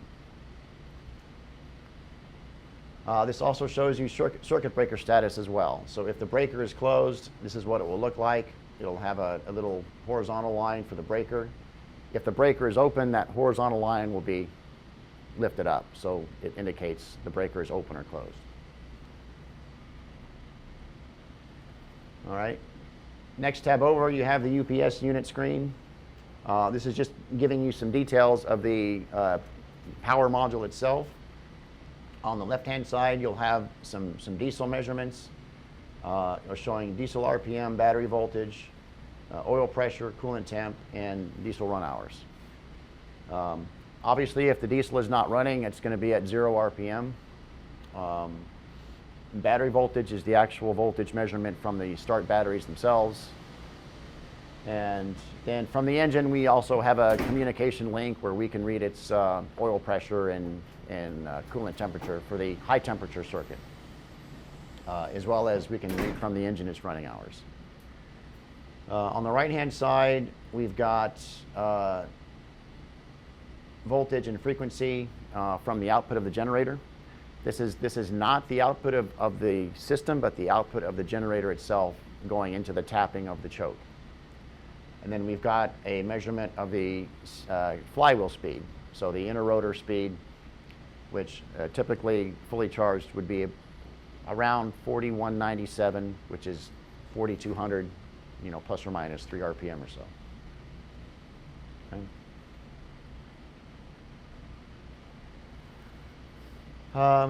You'll see a little button on this screen. This is something of note. This little button here just basically takes you to another additional subscreen for the diesel engine. The intent of this subscreen is to give you engine codes that might come from the engine. However, this particular screen, even though we show it in the operational manual, this screen does not yet typically is not configured for our units yet. So this is more of a future thing we wanted to put into the HMI, but it's not yet fully functional on our unit. So you can get to the screen, but typically there won't be any information here. It's something we're currently still working on. So hopefully in the future we can enable the screen when we can get engine codes from the engine. All right, next tab over is the load screen. So it's just giving you additional information on the actual output, which we call the no break load. No break meaning that you never have a break of load to your critical bus. Voltage, frequency, average current, all three phases, and then here we actually divide the power into its three components of apparent power, active power, and total power, or reactive power. So you got total power, apparent, active power, kWs, and then your reactive power, kVARs. That's all that's feeding into your load from the system. What's NB and SB? NB is no break, and SB is short break. You do not have a short break system. You have only a no break system, meaning that you've only got one output from the unit to your critical load. We actually sell a variant of our system where we have two outputs, one that we call no break and one that we call short break. But you only have a single output system, no break. So you can ignore anything you see about short break. And those are after the choke, or? Well, they're both after the choke. When you have a short break system, actually some of that short break load that is fed to what we call a non-critical load, like if you had a mechanical bus, for example, typically that's utility fed as well. But when you go to diesel engine and you have no utility, we can actually use extra capacity in the diesel to then close a breaker, and we can feed mechanical loads from the diesel as well, after the no break loads have been taken care of. So, but to do that, there's a short break. So anytime you have a short break system and the utility goes out, there's going to be a short break where that bus is going to go dead before we use extra capacity of the diesel to feed it as well. So that's why it's called a short break. We don't have that. You don't have that. No, everything that you have is on But all those the critical screens output. are after the choke. After the choke in diesel operation, yes. All right, next tab over is our alarm screen. This is where you're going to be able to see, any indications or active alarms on the unit. So if the unit shuts down, for whatever reason, you go look at it, you see the traffic lights, there's a red or there's a yellow light on there. You want to know exactly what the alarm was, you go to the screen and it'll give you an indication of exactly what alarm it was that shut down the unit, or what alarm is actually active. And you'll see an example of that downstairs. When I reset the timers yesterday, I had to reset the PLC, and anytime you do that, it's going to give you a proximity alarm, because the proximity sensors on the inner rotor have to be initialized during a first run. So you'll see those alarms on the HMI until we start the system, and then they'll go away. But anytime you reinitialize the PLC, that process has to start over again. So we'll actually see that alarm downstairs. It's a good, learning opportunity to see, exactly what alarm, how they're displayed on the screen. So we'll see that. But this is the screen where you see your alarms. You also have two buttons here, two touch buttons. One is acknowledge, one is reset. So once an alarm occurs, you'll see it has an on status here. Once you see the alarm, you can acknowledge that you've seen it by hitting the acknowledge button, and then if the alarm has been cleared, then you can clear it on the HMI by hitting the reset button. Okay, so first you acknowledge, then if you're able to clear the alarm, you can hit the reset, and that will clear the alarm and let you proceed on with operating the system. Again, to enable yourself to acknowledge or clear the alarm, the key has to be in the local position.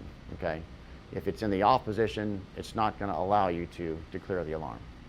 So on those alarms, so somebody theoretically could just go up there, see the alarm, and say, "Oh yeah," and some people might have a knee-jerk reaction just to go ahead and, without taking a good look and see the cause of the situation, Mm-hmm. they may just go ahead and reset, try to restart it and make it worse, right? Possible, yes. So there's nothing that would prevent anything like that? No, Just responsible people? yeah. If it's a condition, again, if it's something like a breaker trips, you know, like a control breaker, a small little 5 amp circuit breaker. If it trips open, that'll cause an alarm. It might shut the unit down depending on what that breaker is. But if you go to clear the alarm just on the HMI, it's not going to clear because you haven't solved the condition of reclosing the breaker.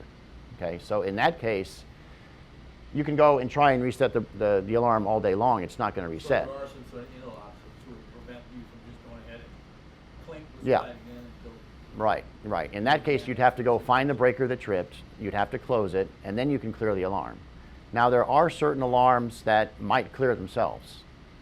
And so that can happen. So it is advised that whenever you see an alarm, rather than just clear it and restart the machine, take some time to kind of understand what that alarm is.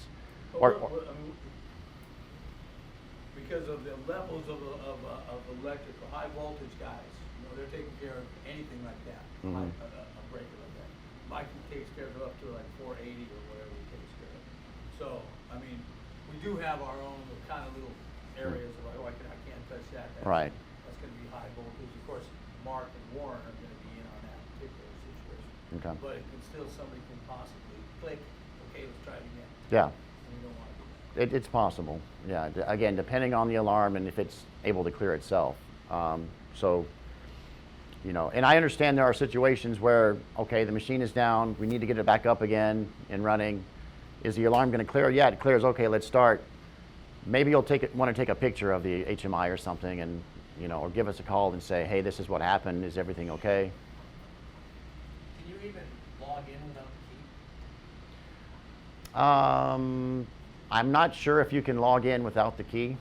I mean, without it being involved? Right, we can try it. It's easy to try, but I don't recall if it's.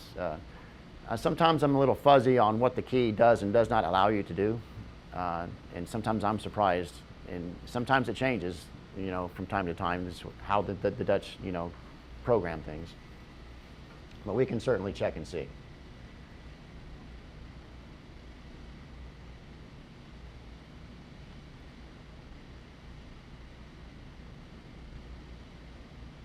Okay. On that alarm screen, like I mentioned yesterday, there'll be different color codes on that. So alarms that show up in red are failure alarms. It means the unit will stop. If the color on the highlight color on the alarm is orange, it means that it's a severity 2 level alarm. You do have to clear those alarms before you try and restart the unit. It's not going to allow you to start without it being cleared. And then if it's highlighted in yellow, it's a Prio 3. Still an alarm you should look after, but it will allow you to run the system and start it. And then if it's gray, if you see any kind of message in gray or white, it's not an alarm. It's just an indication telling you that, you know, giving you some sort of information. It could be telling you that the radiator is running. It could be telling you that the bypass is closed, but it's not an alarm. All right, so the last tab over is called the service tab. And the service tab lets you run certain test functions of the system, or if you have special features, it will allow you to start those special features. The example that it shows here, you zoom in on this. Oops.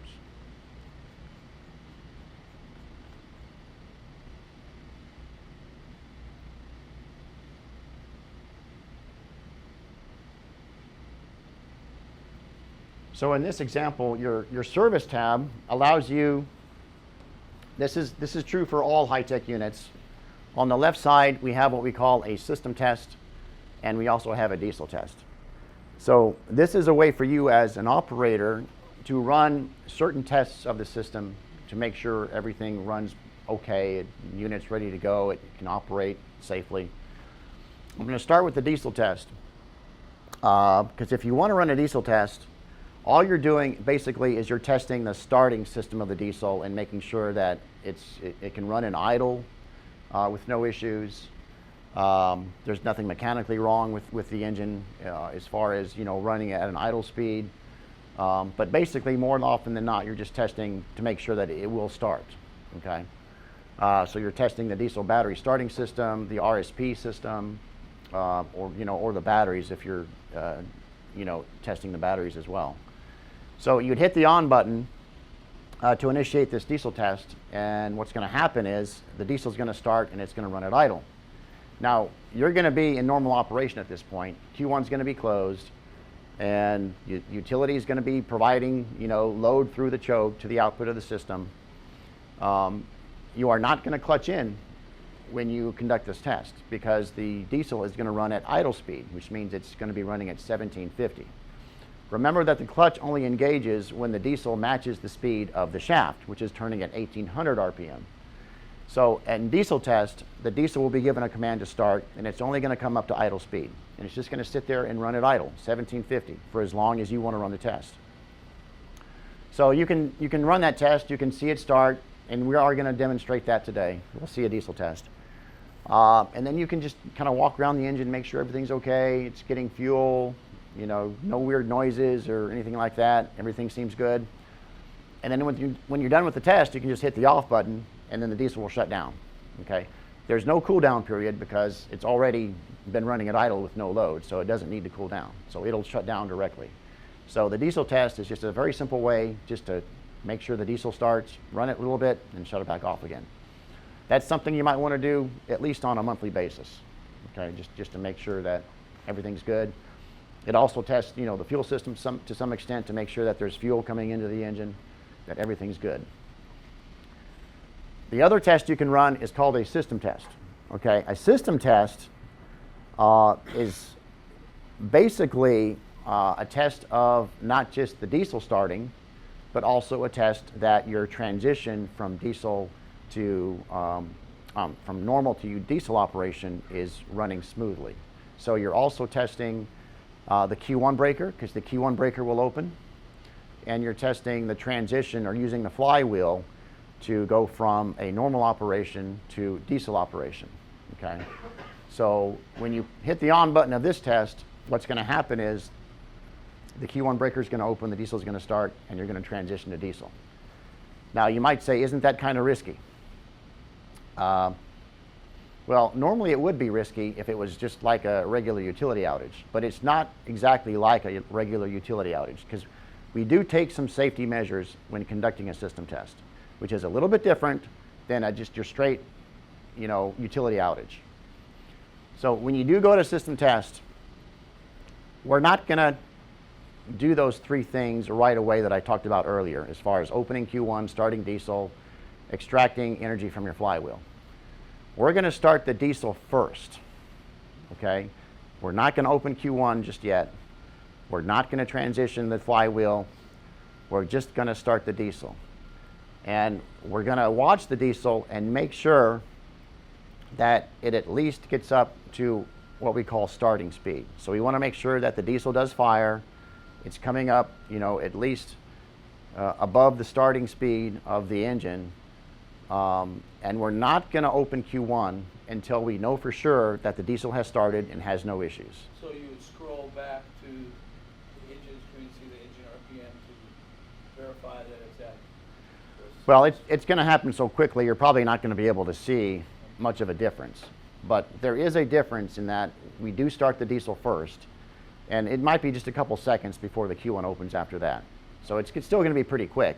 But our PLC is going to make sure that that diesel has started and that we don't have a starting issue. Because if we go to system test, and let's say the diesel does have a starting issue, let's say it never fires up, it never gets above 1,000 RPM or something, we're going to stop the test right there. We're not going to open Q1, okay? Because we don't want to take that chance.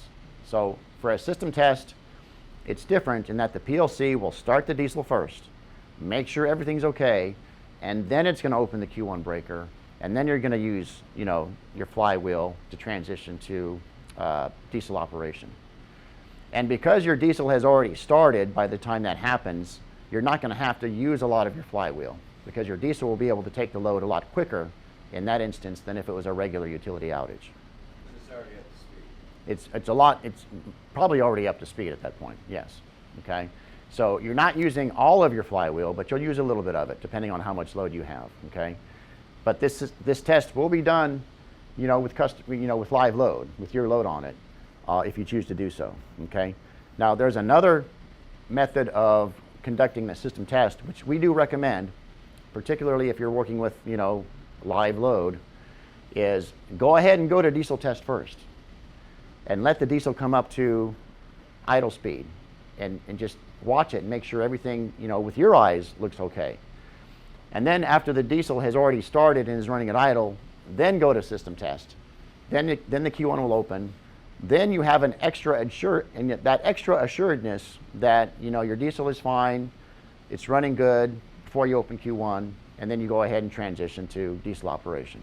So if, I guess the question is, so you go ahead and go start, you verify everything, get an eye test on Mhm. it, fine. How long do you have, or is there a timer to where you gotta make a decision to go to system test? There's no timer. So, okay.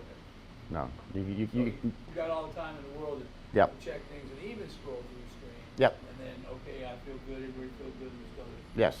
Then go to system test. You can take as long as you want. Yeah. Now, once you're in system test, to return out of it, it's just simply go to the off button. It'll return to utility operation just like it would if it was a regular transition from diesel to utility. Yeah, the diesel will come down to idle, Q1 will close, and then it'll cool down and eventually shut off. Okay. So that's diesel test and system test. Same for any Hitec system. You'll see that. You don't have ESO mode. We talked a little bit about ESO mode. That's where we can actually lower the speed of the flywheel depending on how much load you have, because we don't need all the stored energy if your load is small enough. But you don't have that feature, so you will not see those buttons on your HMI. But what you will see is the unit load test feature, which you do have. So instead of an ESO mode, you'll have a ULT mode on-off button. Okay, so that just puts you into the unit load test. And again, when you do that, when you hit the on button for unit load test, your diesel will start, will come up to 1800 RPM, but your Q1 breaker will stay closed. And then depending on how much load you have, you'll start exporting power back into the utility. Oh, Okay. So I'm comparing this to our monthly power check test we have on our 5 meter. Can you step up the output? Like go 750, this is what we use, go 750, You- 1600. you cannot- 2000, back to 50. Yeah. You cannot control how much power is exported into the utility. That's automatically determined and set in the PLC. And Can you do it at the switch gear? no, no. So the output, is it gonna go to max, whatever it's feeding? Oh, it's not. Yeah. gonna It's the output of our diesel or the generator itself is as long as Q2 is closed, it's going to go to a maximum of 80% of its rated output. Okay.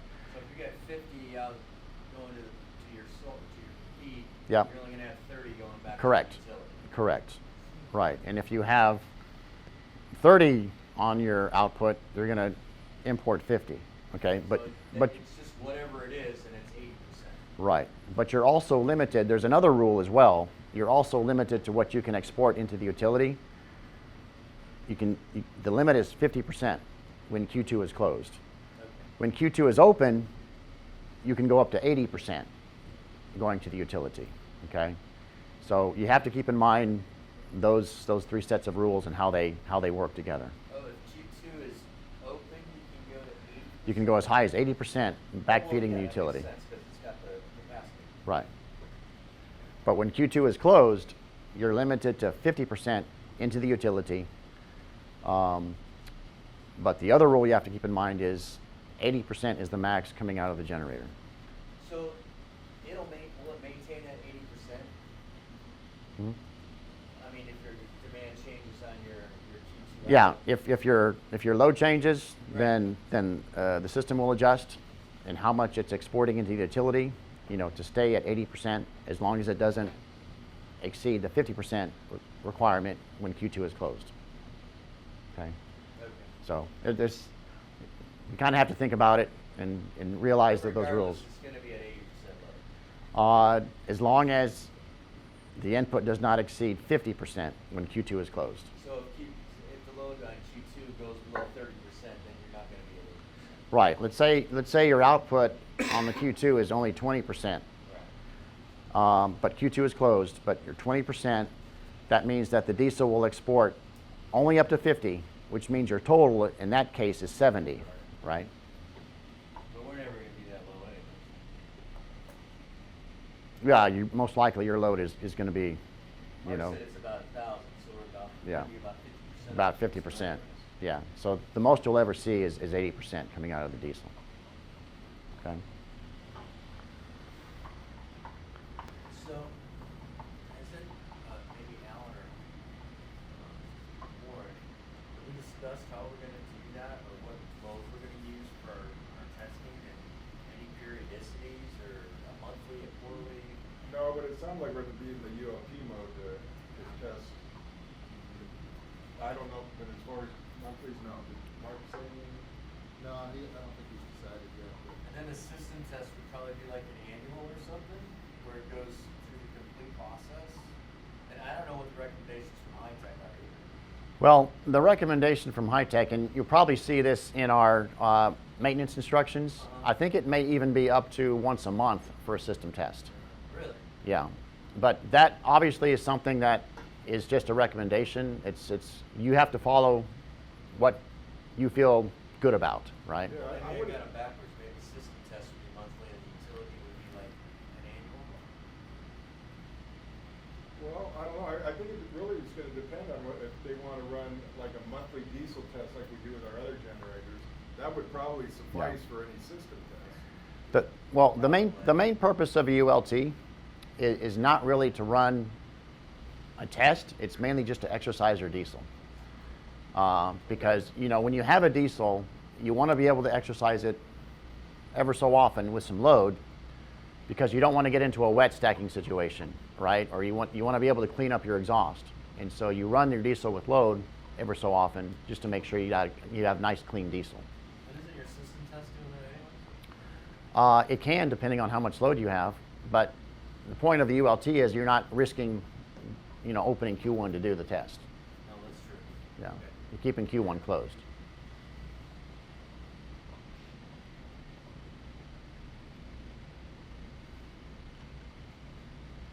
Okay, so that's the HMI. Can I ask one more question? Sure. I'm slowing this down a bit.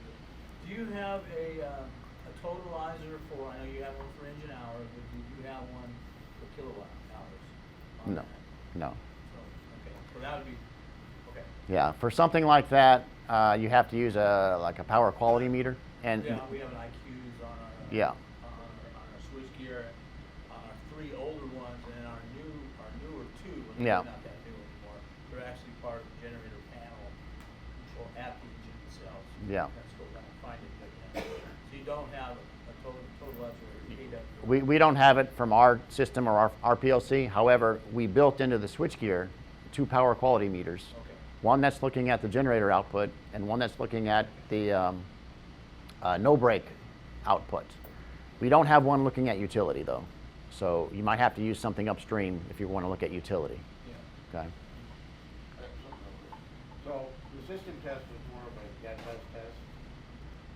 The ULT is more of a lack test. It equates to what we're doing on the generators up there. Operating instructions for operating the system. I wanted to take a detour and talk about what we refer to as the breaker isolation switches. Okay. Every breaker that we control on the switchgear will have a 3-position manual switch, which we call a breaker isolation switch. Okay.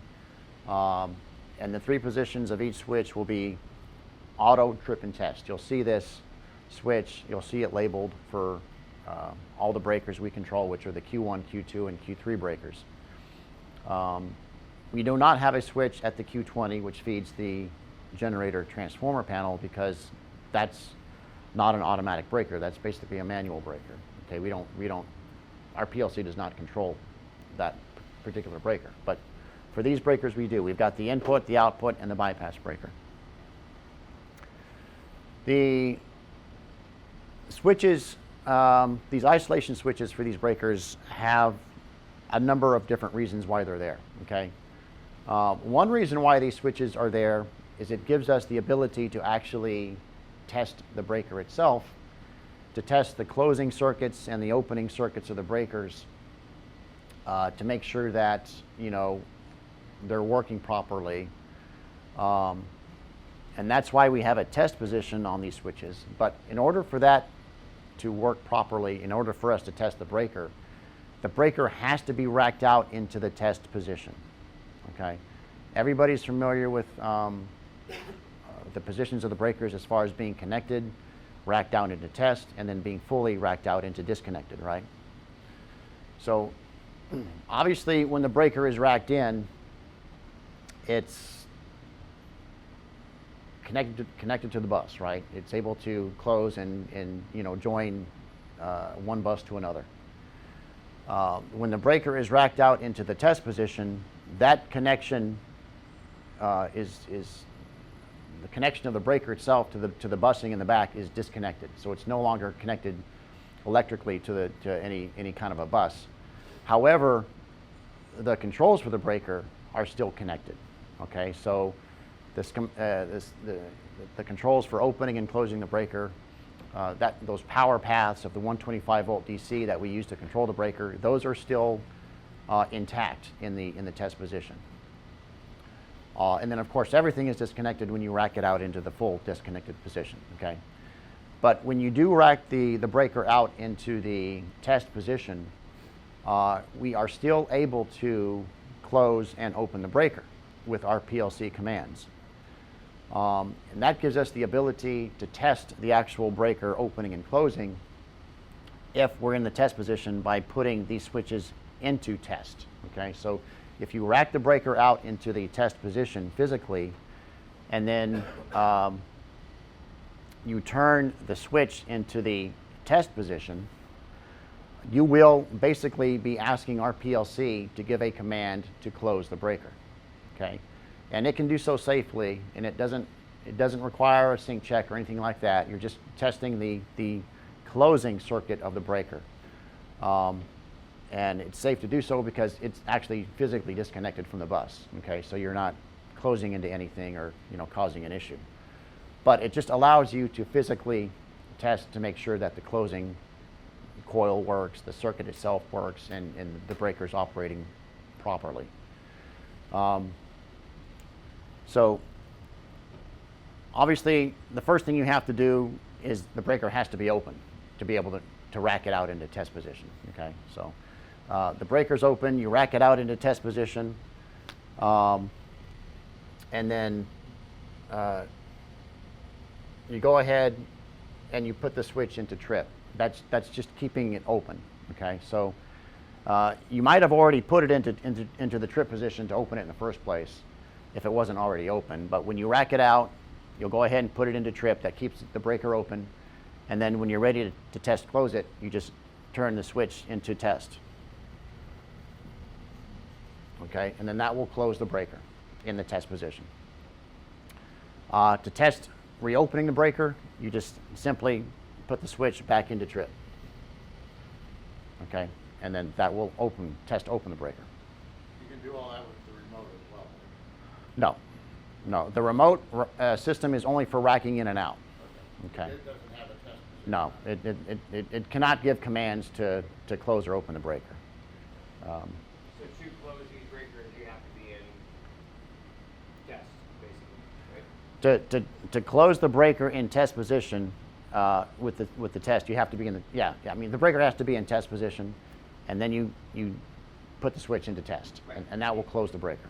Because there's no physical controls in this, right? Um, Or any of the breakers, there's no. there's no trip close switch on the breaker. Yeah, we ran into that yesterday. We were like, how do Yeah. Right. Where are we at here? Okay. Right. So, okay. Okay. And that's the case for, you know, all 3 breakers. They all act the same way in the test position. Okay.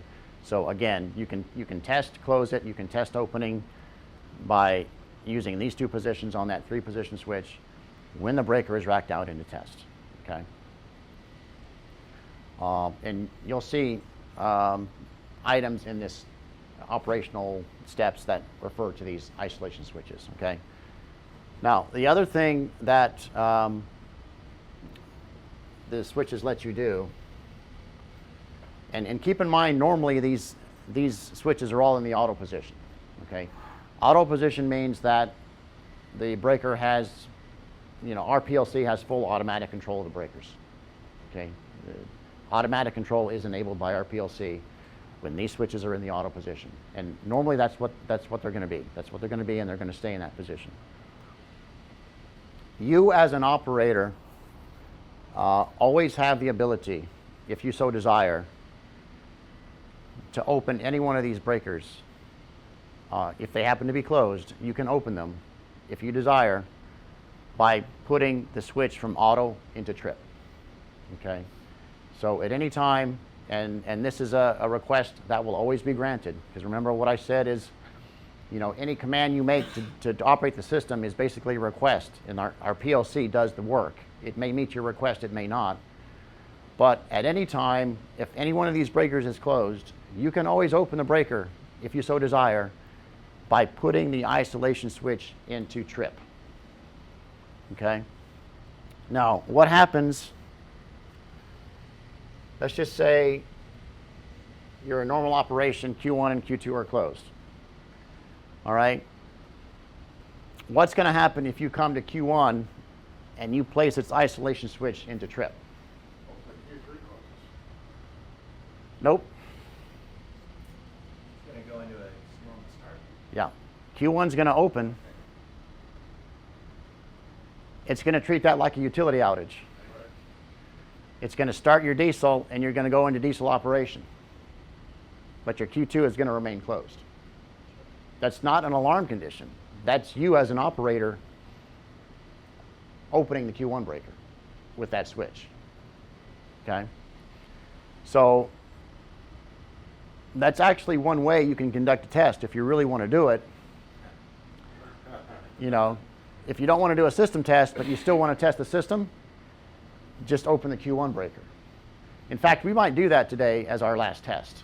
We might do that just to demonstrate that. Okay. If you place the switch back into auto,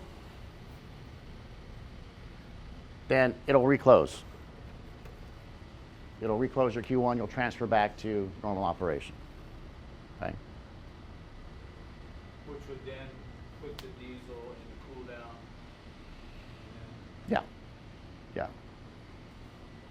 Now it might go through its MAT time. You know. Load up Right. Right. And it might go through MAT before it closes Q1, but eventually Q1 will close. I don't want to say stop sequence, but in the way it is. Yeah. It's returned to a utility Then sequence. you got like that 15-minute, you know, to recharge the Yeah. inner rotor. May or may not. It depends, because this is not an actual outage. Okay. But it's treated like one. But it's treated like one. Because Okay. it's still going to use that energy Correct. to feed and start.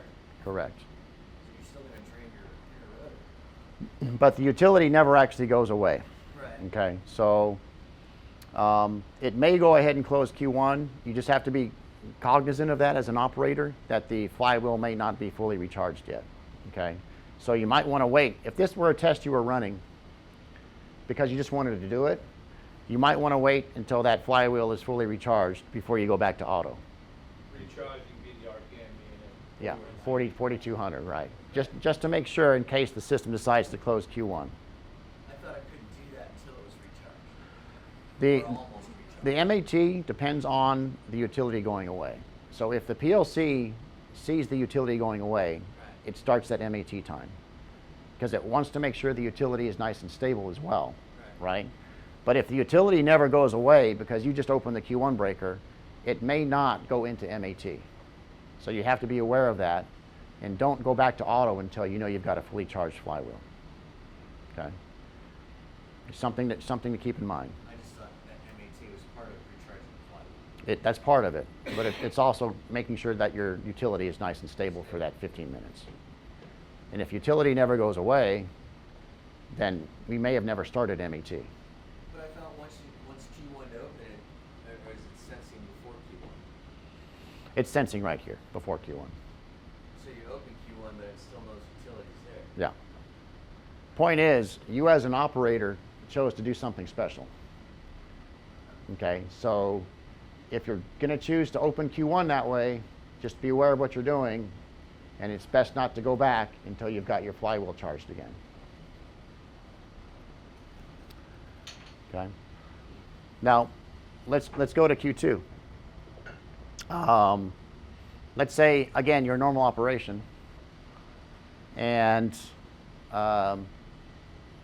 let's say you put Q2 into trip.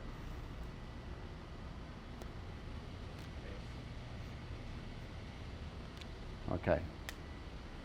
Now, what's going to happen is Q2 is going to open. That's for sure. Okay, because our system is if you want Q2 to open by putting it in trip, it'll open Q2. Now, there might be a little bit of a time delay because actually what you're doing here by putting it in trip, and if you were to look at the control circuits for the breaker, you'd see that putting this into trip is actually taking voltage off of the UV coil of the Q2. That's how we open the breaker in this instance. But there's going to be a time delay. There's about a 500 millisecond time delay for opening Q2 due to under voltage. So when you put it into trip, you're actually taking voltage away from the UV, but it's not going to open Q2 right away. It's going to wait about 500 milliseconds. The purpose of that is to hopefully allow time for Q3 to close first before Q2 opens. We're trying to make sure that as an operator, you don't do something you shouldn't have been doing, okay? And if you decide to open Q2 in this instance, yeah, we're gonna let Q2 open, but hopefully we'll close Q3 first, because we'll recognize that, hey, you may have done something you don't want to do, and we're going to try and at least close Q3 before we open Q2, so that you don't lose the load. I thought they were interlocked where Q3 would have to close before Q2 opened. For the closing coils, yes, or for the opening coils, but not on the UV. UV is different. There are different ways that we can open the Q2 breaker. One is with its shunt trip coil, and then one is with its UV coil. So on your tech manual, under like electrical configuration changes or whatever, that'll be, you'll have a section on that with cautions and warnings. Like, don't do this, or make sure that's done first, or just don't freaking do it, or whatever. No, Do you have that in the tech manual? There's a good point. It should be in there. We'll take a look and see. And if it's not, maybe we should put it in there. Yeah. Yeah. Okay. But again, if you put the Q2 into trip, the Q2 breaker will open. And hopefully the Q3 breaker will close first. But it may not be a guarantee. Point is, you really don't want to do this unless you're okay with losing your load. Okay? Because that's a risky proposition. Okay? Now the Q3 is the same way. Let's say you're in bypass. All right? And if you're in bypass, it doesn't really matter whether Q1's open or not, because now your critical load is being fed through the bypass. Q2 is open, Q3 is closed. If you put Q3 into trip and you're already in bypass, you've just lost your load, okay? Because Q3 will open directly. There's no UV on Q3. There's no waiting for Q2 to close first. Q3 will just open right away, okay? So anytime you do this, when you're in bypass, if you have load, you've just lost it. Can those functions be disabled? Is that something you need to have there? No, we wouldn't do that like that. I mean, could it be disabled? It's possible, but it's just not, it's not per our design. We would have a need for that. Yeah. How often do you recommend testing the trip and flows on these breakers? Is it once a year? I'd say once a year, yeah. I mean, really, if you when you look at breakers,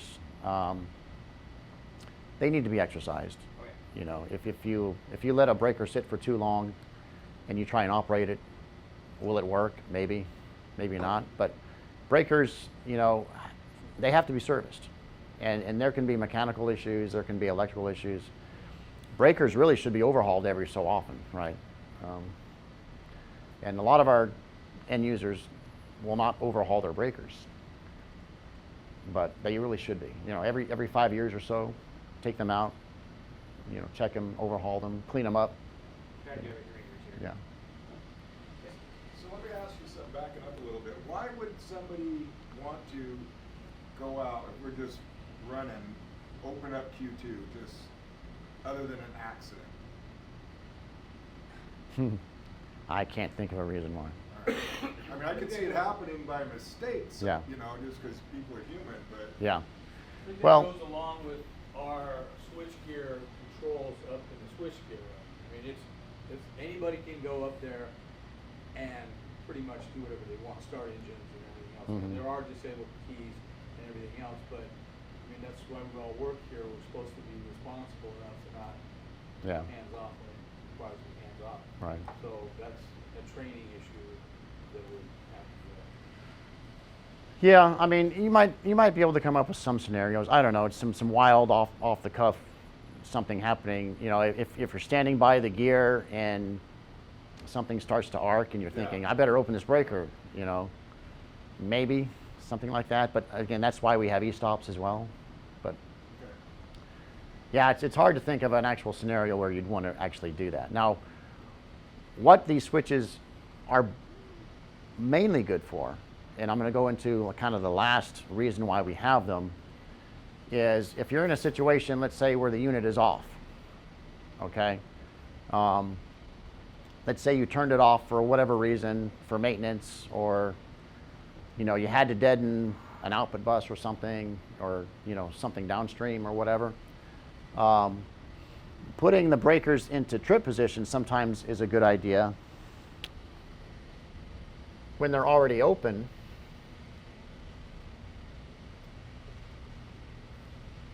Just to make sure that they don't reclose for whatever reason.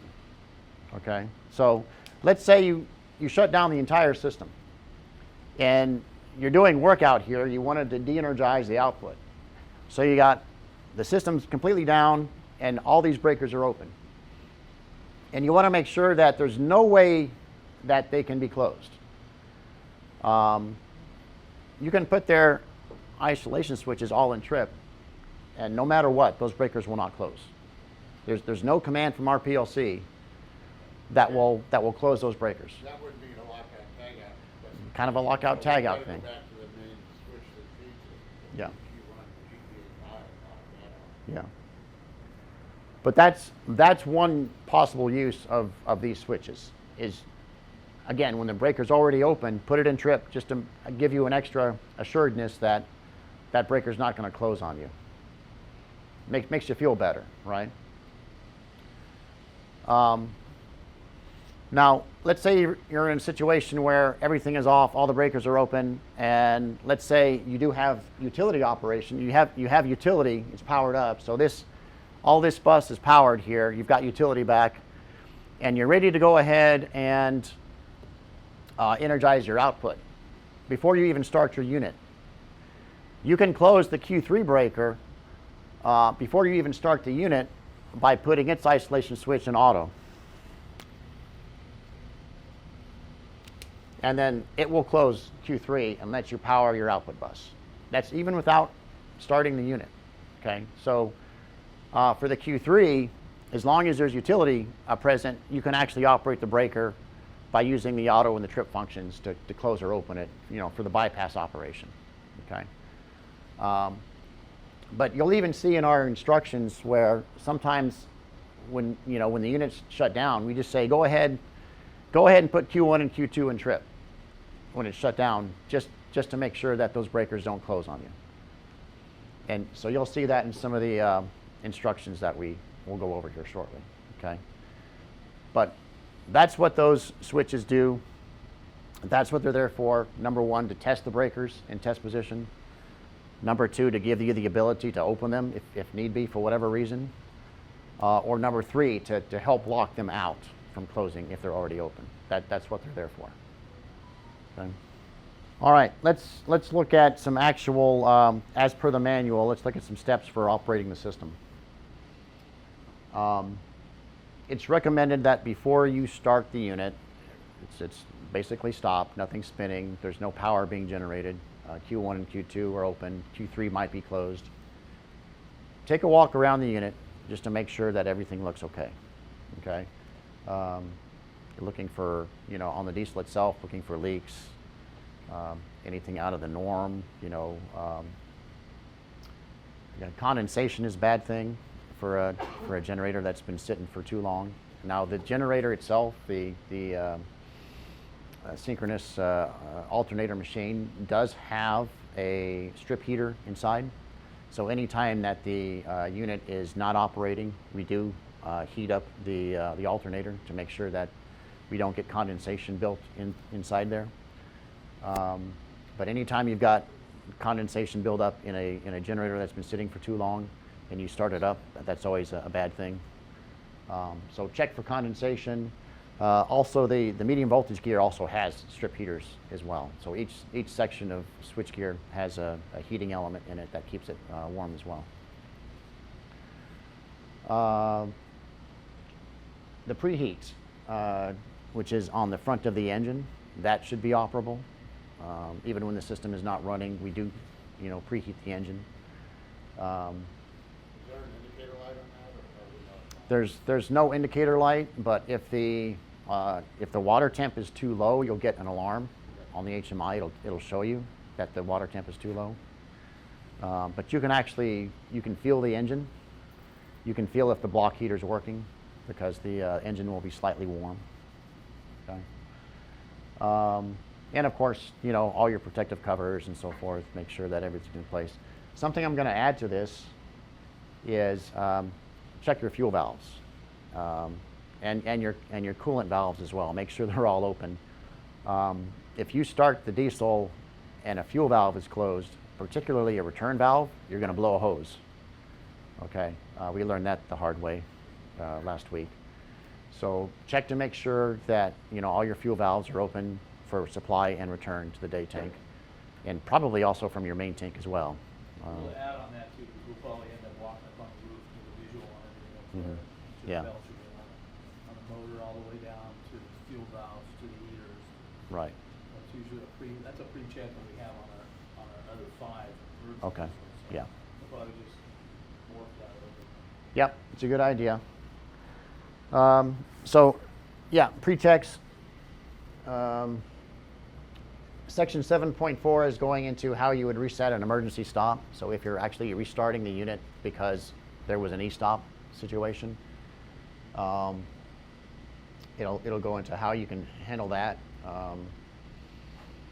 Section 7.5 is a special starting section if you're happening to starting with a dead HMI screen, much like what we had yesterday. Anytime that you completely shut down the system and you take away the utility, ultimately everything is going to go dark. Okay, and so when you return utility, the HMI is not going to turn on right away. You have to enable that by hitting the on and the off button at the same time. So it says here, press the on and off buttons at the same time, hold for about 3 seconds, and then your HMI screen will start, and then you'll be able to start up normally. But just keep that in mind, that if you do have utility but your HMI is dark, it means you've got to hit that on and off button to kind of restart the initialization process of the HMI. It'll take about 30 seconds because it's rolling through its startup sequence for the HMI computer. Okay. 7.6. Right now, it's making an assumption here for this particular scenario of starting the system. It's assuming that right now all your circuit breakers are open, and all your isolation switches are in the trip position. Okay, so for whatever reason, the unit was shut down, and you wanted to completely deaden the output bus, so all the breakers are open, and everything is in trip. Okay, so that's what it's assuming here. I won't get in your way too much. I just want to. So the instruction set right now, this is what it's assuming. Okay, for this section 7.6. And it's considering this to be a kind of a safest condition to start with. All right. Check to make sure that all your circuit breakers are racked in. Okay. And then you've got an isolation switch on the PGM box or the PCB. And we can go down there and I'll point it out when we're down there. But on the PCB box, which is just in front of the flywheel down below, there's a control box, and you'll see a little switch on there. It's a diesel isolation switch, and it'll have an on and an off position. Is that right by the pony motor? Yeah, it's just below the pony motor on that panel. There'll be a two-position switch. That is a diesel isolation switch. Okay, what that will do is, if the switch is in the off position, it will inhibit your diesel from starting. Say it will start. It won't start. Even if it has to, even if the utility goes away, the diesel will not start. Okay. Why would that switch be there? Well, there's a special situation for that switch, right? Sometimes we have to come and we will take a vibration reading during a quarterly maintenance, for example, okay, where we will come and we'll take a handheld vibration reading of the system. We will also take a vibration of certain points on the diesel, okay? We do not want the diesel starting on us when we're taking these vibrations near the diesel, okay, or the freewheel clutch. So our service members will come and they can put that switch in the off position, and that gives them the extra safety of knowing that, okay, that diesel will not start. I can take my measurement, which will take 5 minutes or whatever, finish it up, and then put it back into the on position. Okay. Typically, when that happens, we're already going to be in bypass. Okay, so again, it's a special situation where we want to disable the diesel because we're doing some work near it and we don't want it to start on us. Okay, but when you're starting the system, check that switch to make sure it's in the on position, or else your diesel is not going to start. Now, are you going to get an alarm if it's in the off position? Yes. But the instruction still says check the switch just in case the alarm's not working. Okay. So that's what it means by the isolation switch on the diesel right here. Okay. And when you shut down the machine, you may have put it in the off position. So it's just saying it's an extra safety. You're going to basically put it in the on position before you hit the on button. All right, set the key switch to local. It's assuming that when you shut down the system, you put the key switch in the off position. So again, before you're ready to restart, put it in the local position. Otherwise, you're not going to be able to enact the functions of the HMI. Let's see. Make sure that the off button is illuminated, meaning that the system is off. Okay. And then you can also make sure that the utility is present. There's ways to start it with utilities not present, but in this particular section of the manual, it's assuming that utility is present. Okay. All right. At this point, now it says you can take the Q3 isolation switch and you can put it into the auto position. Okay. So it's assuming that you had Q3 in trip, it was open. Before you start the unit, go ahead and put it in auto, and then the bypass will close. Okay, so now you have power on the output. Okay, now your output bus is energized. Then it says on your main power board, which is the medium voltage switchgear, that's what MPB means. Oh, we just did that. Put the Q3 in auto, Q3 closes. Load is now supplied by the Q3 breaker. Okay. Now, to continue starting the unit on the MPB, make sure that Q1 and Q2 are in trip. So it's telling you, go ahead and leave the Q1 and Q2 switches in trip. Make sure that Q1 and Q2 are connected and open. Q3 is in auto, Q3 is closed. We just did that. On the UCP, keep the key switch to local. Again, make sure that the off button is on. Make sure that the bypass button is on because you're in bypass. So there's a bypass on, or it's actually called bypass in auto. Make sure that the light for the bypass is illuminated, meaning that you're in bypass. Okay, again, make sure utility is present. Q1 and Q2 are open. Make sure you've got good battery voltage. Check your HMI screen to make sure that you've got battery voltage. On the PGM, it's making sure your isolation switch is an off. Maybe it was an off when you shut down the system. All right, let's actually start this thing. You want it in the off position or the on position? That's up to you. Isolation, the diesel isolation. This is assuming that when you shut down the system that you put it into the off position as an extra safety, just to make sure someone doesn't come along and tries to start it. Okay.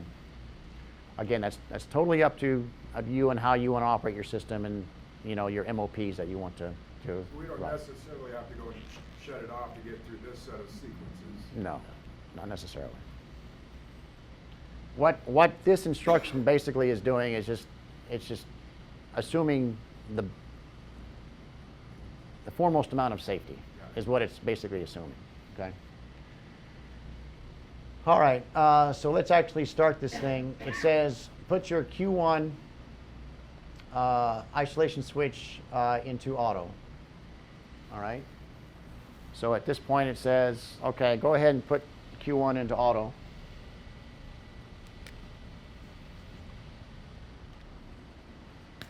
Which will enable your Q1 to close when the PLC wants it to. You're going to acknowledge and reset any alarms that you see on the HMI. And again, if they're failures or high-level warnings, you're going to have to clear those before you're allowed to start the system. But reset all your alarms, and then go ahead and press the on button on the UPS panel. Forgot to flip the switch though. Oh, did it tell me to flip the switch? Yeah, it sure did. I missed that part. Yeah. Put your PCB back into auto state that you enable the diesel. Okay, then hit the on button on the UPS. The system will do its thing. It'll start up automatically. It'll start the diesel. The diesel will bring up the shaft. It'll fire some DC to bring up the flywheel to match the speed of the shaft. Then it'll engage the VFD drive to bring the flywheel up to further flywheel speed, 4,200 RPM. All of this will be done automatically. And also it will automatically close Q1 when it's ready to, because you've enabled the Q1 to close by putting it in auto. Okay? So all that's going to happen automatically by the system.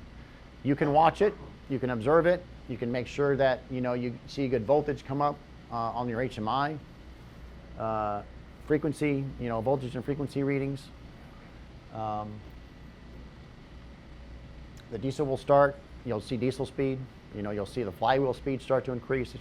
These are all things you can observe as they happen, but it's all an automatic process.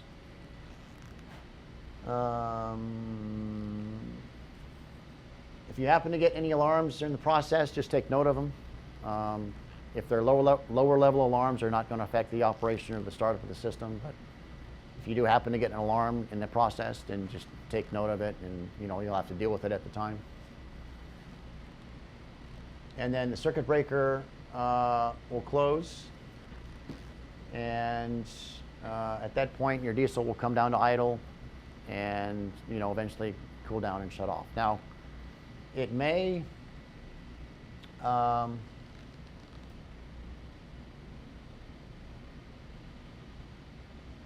It may close the Q1 breaker before the flywheel is fully recharged.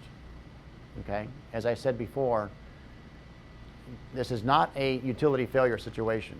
This is a simple start of the unit where the utility was there the whole time. It never went away. So it may synchronize and close Q1 before the flywheel is recharged. But you're not servicing critical load yet because you're still in bypass, all right? You still have control over when it comes back out of bypass. And it's best to wait until the flywheel is fully charged before you do that. Now, can you come out of bypass early if you want to? Sure. If it's a situation where you really want to get power to your output bus, you know, UPS power or filtered power, then you can go ahead and come out of bypass, even when the flywheel is not fully charged. But just be aware that there's a risk there if you happen to have a utility outage at the same time. Hey, well, Yeah. so we actually did have a power utility outage because we opened the guide. Now, is there a time frame on that? Now that we've restored it, it's been on for a day. Is it going to think we had a utility outage or not? So We just restored the power supply. right. Q1 yesterday. Right. It was off before that. Yes. Is it still going to think we had a utility outage? No, not if you have restarted it after you enabled utility. It's not going to. It's going to see the utility. It's going to see utility at the moment that you hit the on button. So it's not going to care that it just came on, you know, a couple seconds ago. Okay, so you'll see a little warning here. Make sure that the kinetic energy module is fully charged before transferring the load back to the UPS unit. So that's a situation where the Q1 went ahead and closed, but the flywheel is not yet up to full speed. So you want to make sure that it comes up to full speed before you take it out of bypass.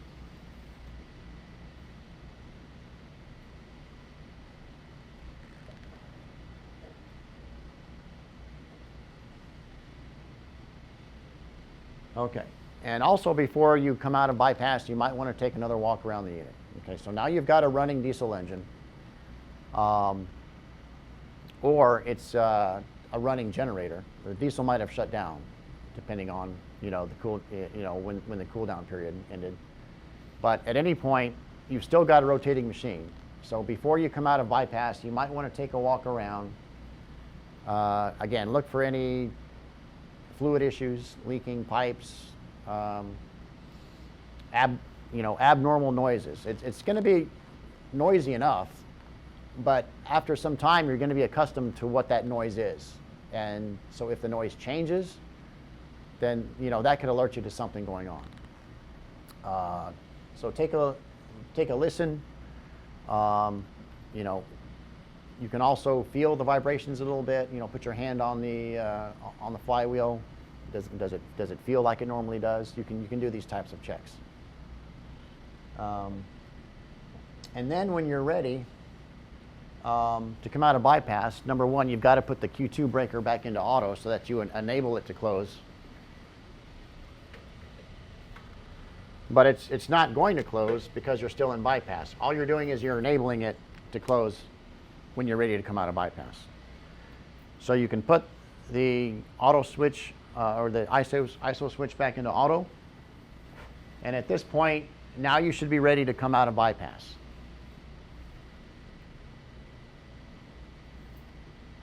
And simply all you do is you just press the no brake load button on the bypass section, and then the system will take it from there. It will close Q2 and open Q3, and now you're in business. You've got the unit started, it's in normal operation, Q1 and Q2 are closed, and your UPS is now serving the load. Well, realistically, you could put Q2 in auto at any time because you're still in bypass. It's not going to do it. Correct. Yes. Yeah, you don't necessarily have to follow the exact sequence. And again, the unit is designed to be foolproof. It's not going to let you do something stupid. Okay, so if you do things out of order, as long as it's not creating an unsafe condition, you can do that. But if you do something you're not supposed to do, the unit is smart enough to know to keep things safe. Okay.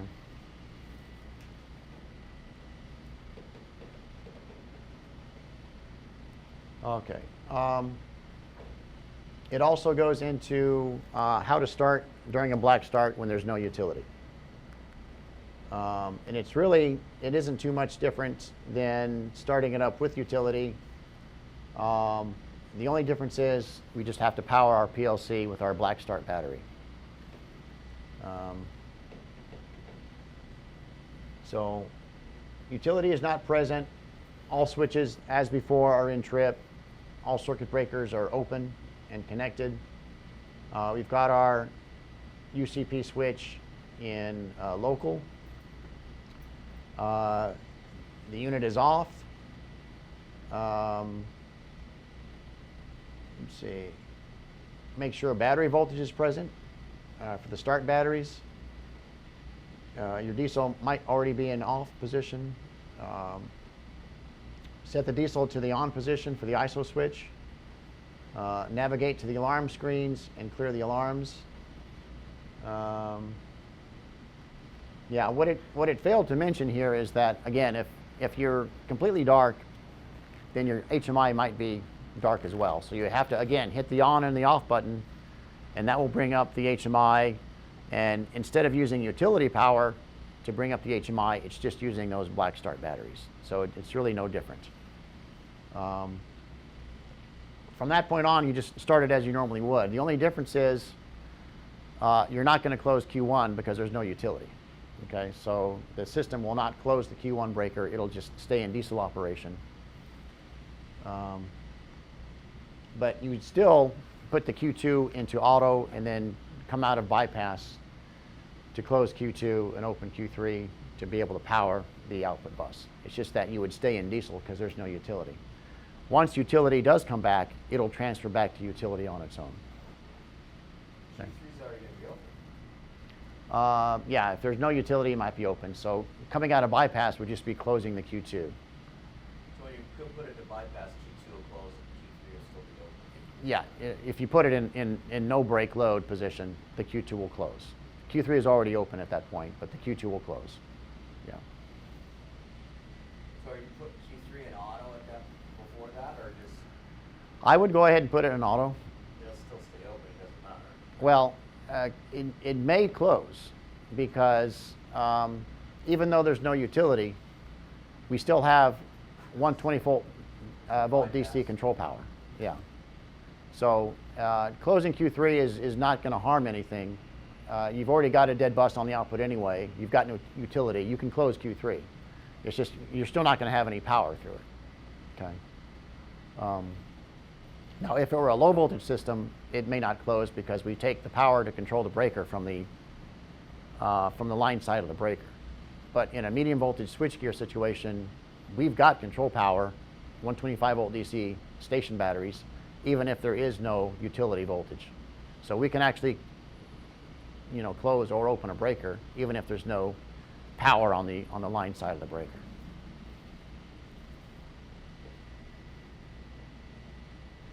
All right, so and again, I'm not going to read this word for word, but you can go through the process, and it's very, very similar to starting with utility power.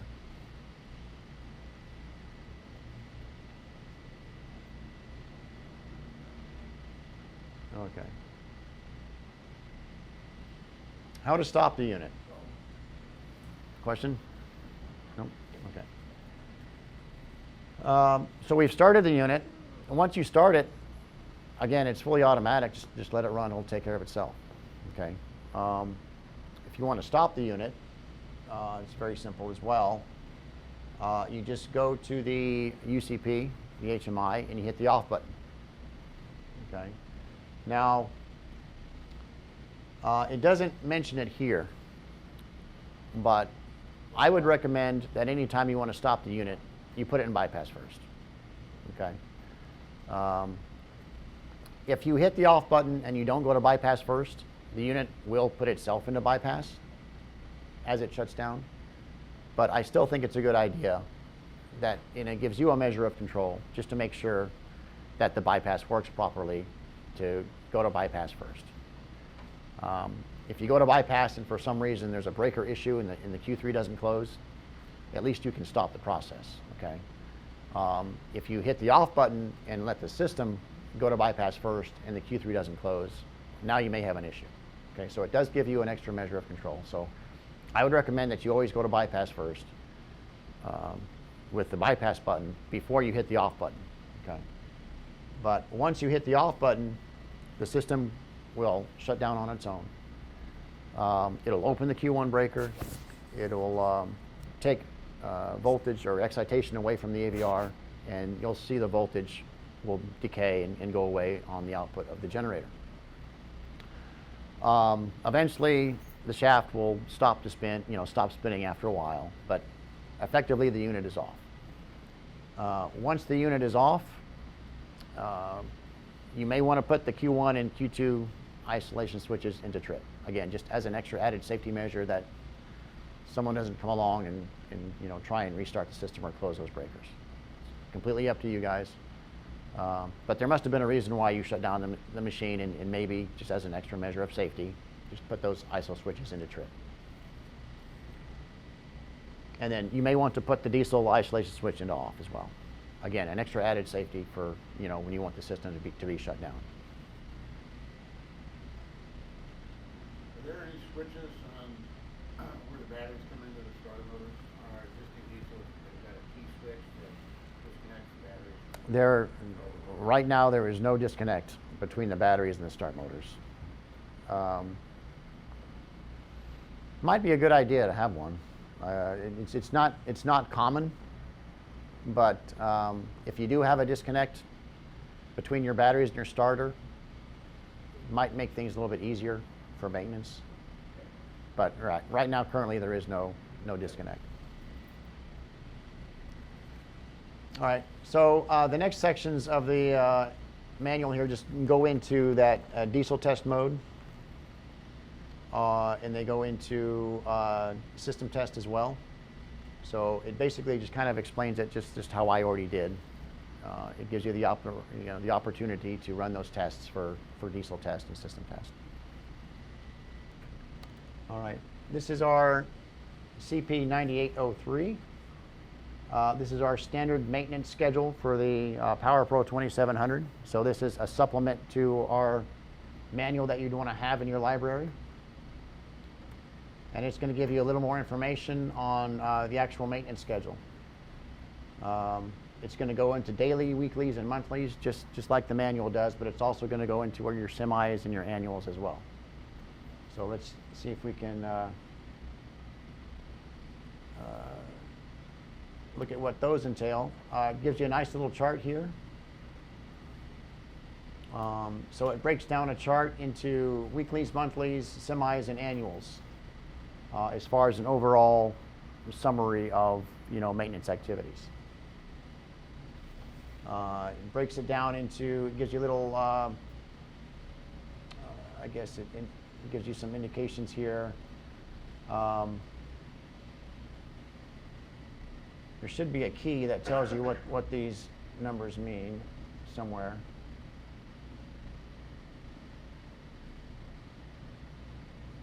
Looking for the key. Where's the key? All right. So D means it's checked during diesel test. S means it's checked during a system test. And an X just means a general check.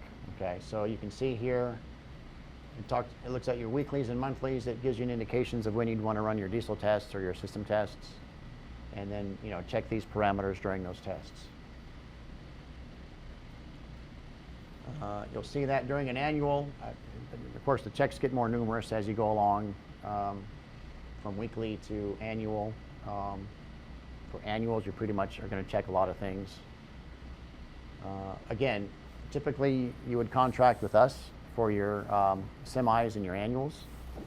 But if you want to do those yourselves, then as long as you're certified and you've taken our requisite courses, then you can do that.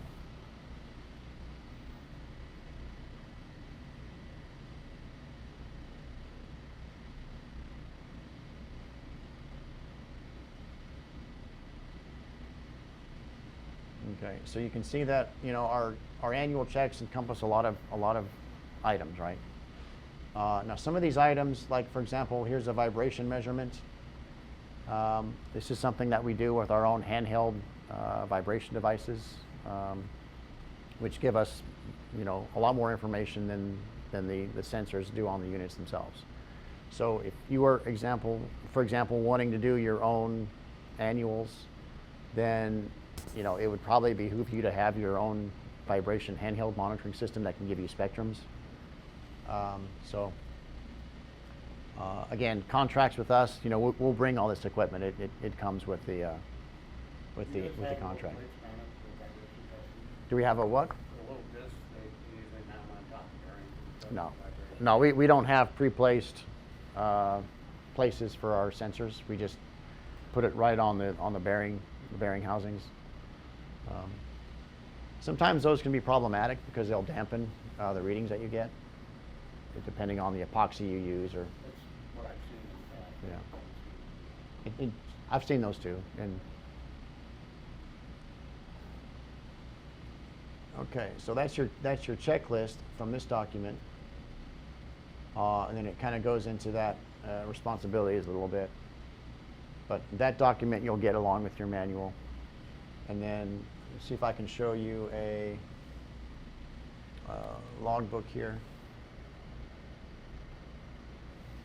So this is an Excel file.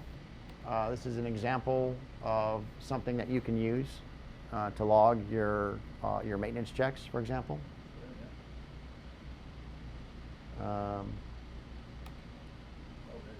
Yeah. So here you'd have, you know, arranged by week. This happens to be looks like a weekly checklist. So there's about 51 checks here for your weekly. With that setup, you can almost see a trending kind of thing through each week. Right. Yeah, you can see a trend by using this. Again, and this is an Excel sheet, so you can edit this. You can add to it. You can change things around a little bit if you want to use something like this, or obviously you can always come up with your own checklist as well. Will we get a zip file or a disk or something with this information on it? Yeah, you'll have all this. Yeah. You said it's gonna be a couple weeks before we got it. The actual final manuals will usually take a couple weeks. I can start giving you documents that I have ready right now, but the certain drawings we have to wait because we have to process red lines. That takes a couple weeks, and usually that's what we're waiting on is the red lines. But we can start, you know, providing you information before then as well. Yeah, I think something like that we could modify would be good. I mean, so like Ray says, so we're not going up and down, up and down. Yeah. Get an iPad. Right.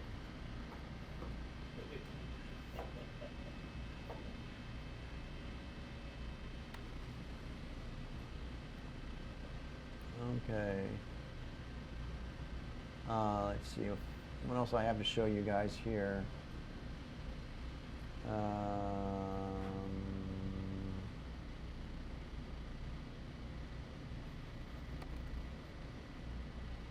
I'm going to provide this to you as well as part of your a training package that I send out. Your manual will have the help desk numbers in it, the local North American help desk toll-free number and email, as well as the global help desk number and email. But I'm also going to give you this as well. These are your two local service Hitec members. Nate lives right here in Seattle proper, so he's most likely you're going to be your primary contact. So anytime you have an issue, a question, an alarm pops up, you can call Nate, and you know, he can be your first responder.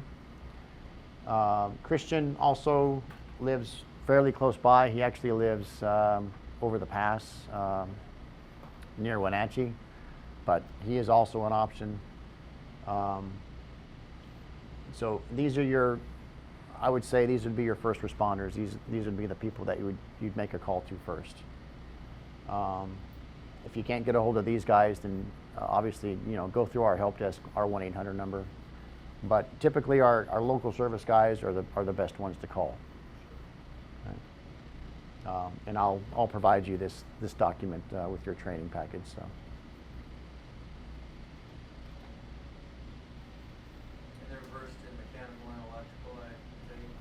Yeah, all of our service technicians are trained in both areas, mechanical and electrical. They're also the guys that, if you have a contract with for service, they're going to be the ones coming out and servicing your units. Now, if there's something that happens to the units that obviously they need assistance with, then they can escalate to engineering, and that's when I can get involved. We do have a help desk operator who answers the help desk calls. He is in Rosenberg as well, or Houston, and so anything that these guys can't handle will go straight to our help desk supervisor. What he can't handle would come to my office. Okay, so we do have an escalation process to handle, any situation that would occur with your unit.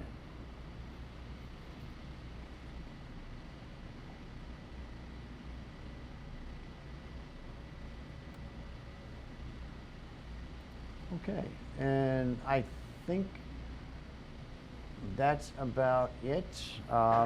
It's about 11 o'clock, so I think we're good for lunch here for another hour or so.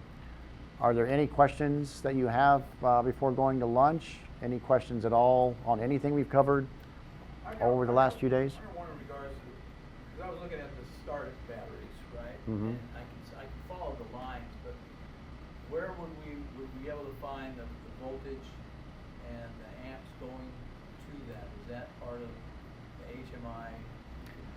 Yeah, the HMI will show you your battery voltage. Okay, and then what the battery charger is given to it? Yeah. Well, we don't have an amperage reading for the battery charging, but we do have a voltage reading. It's right on the HMI in the diesel section. Okay. So if you look in the diesel section of the HMI and you see battery voltage, that's the reading we're taking directly from the start It doesn't batteries. have a parameter to where if it's not hitting the 28, it'll go to wherever, 24, 28, whatever you're setting it. Yeah, we have an alarm. We have an So alarm that for. That would be an indication for us to, okay, looks like we have a battery charger problem or Yeah. whatever. Correct. Do you have a volt level indicator? Do we have a Float level? volt level indicator? Float. Oh, float level indicator.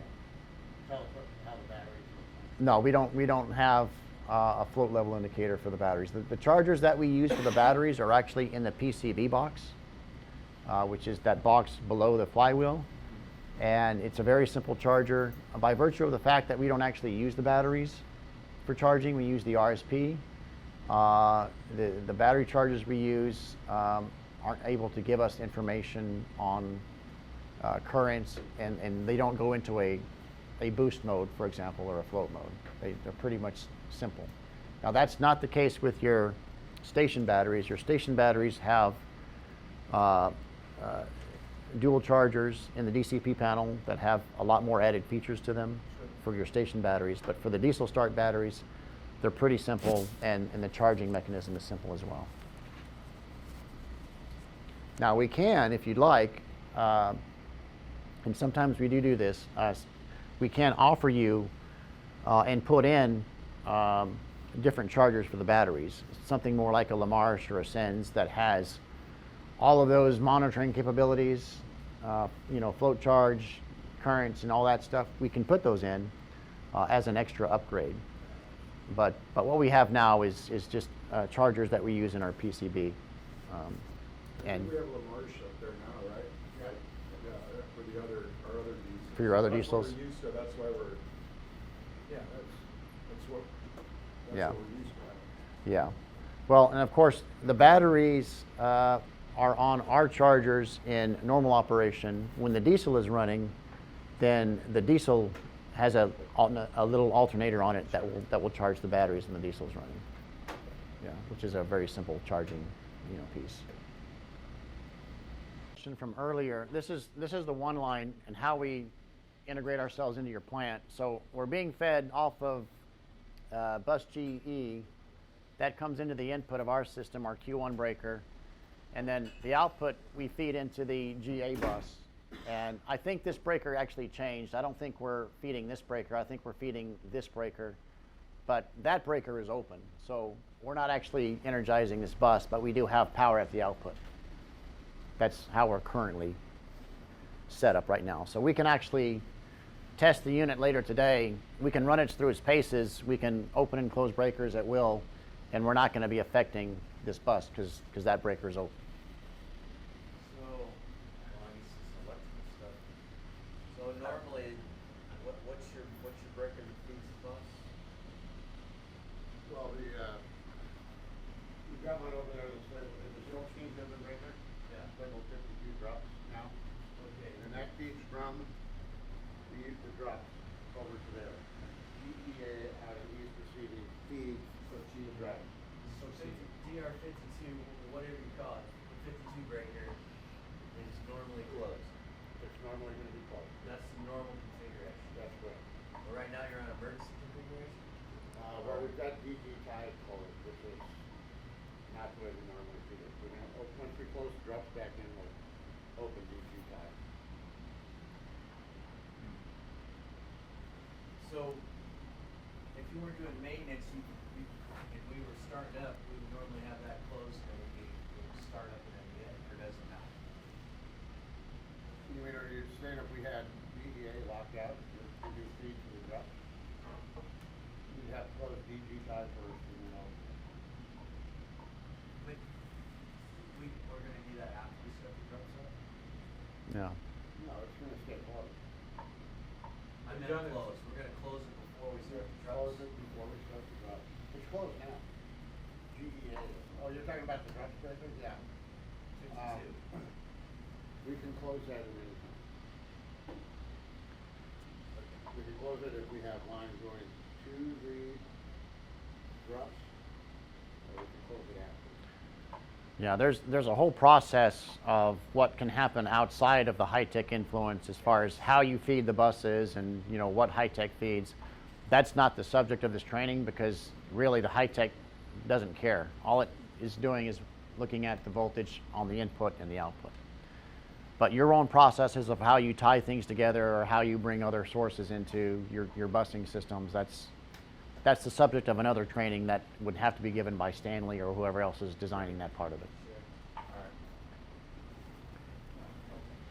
Okay. So we're going to go a little bit out of order because I wanted to hit, since we're talking about controls, I thought maybe we'll go right into the SCADA system. And then after that, we'll go into service and maintenance. But there was also a question about SCADA, so I verified this here. SCADA stands for Supervisory Control and Data Acquisition. Okay. What we offer for our systems, and we've always done this, is we actually offer a connection into our system, into our PLC, so that your own BMS system, building monitoring system, can extract monitoring information from our system. And you can display that, typically it's something that you would display in your control room.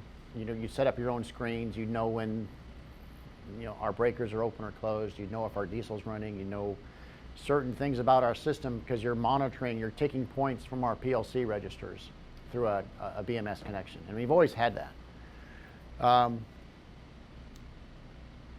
But what we've started to offer recently with our new generation systems is, say you don't have your own BMS system, you don't have a control room with screens that you're monitoring, or what we're doing. Well, we can offer you one with our system that we call our SCADA system, and it's a method by which you can actually connect into our system, and we give you a client complete with screens, ready to go, that allow you to monitor our system remotely just using our client system SCADA. Standalone. Yeah, standalone, basically, right. And so that's what we're going to go over here, because you can do it either way. So if we wanted to, we could tie into this SCADA and remote it to the console. Correct. if we wanted to. Yes, you could. It's already running a bunch of alarms. Is it? It's not interfacing. I don't know if he's using the SCADA system or if he's using. I don't think you're supposed to use it. I think what you're doing is you're still extracting information, and you use the same connection to do this, but you're extracting information from our registers. But you're not using our SCADA client to do so. You could, but you're not. Probably using ABB. Yeah, but I'm still going to show you, because as soon as I go over this classroom portion, we're going to go down and I'm going to connect to our SCADA and run my client, and you can see exactly what it looks like. Now our service members, we can come and we can connect into the SCADA and we can extract information for our own purposes, for troubleshooting. Again, there's plenty of logs that are taken through SCADA, failure logs, mains failure logs, so we can actually troubleshoot the system, look into the past to see what's happened to, find out what happened for a particular alarm. So we use the SCADA with our service guys who will come and connect to it. So it's still, even if you're not going to use it, it's a benefit to us. Is it a Cat 5 solution? What is it? Yeah, it's just a regular like Cat 6 cable connection. Yeah, and you'll see it because I brought my cable and I'll connect to it, and you'll see how we do it. But this next section of the manual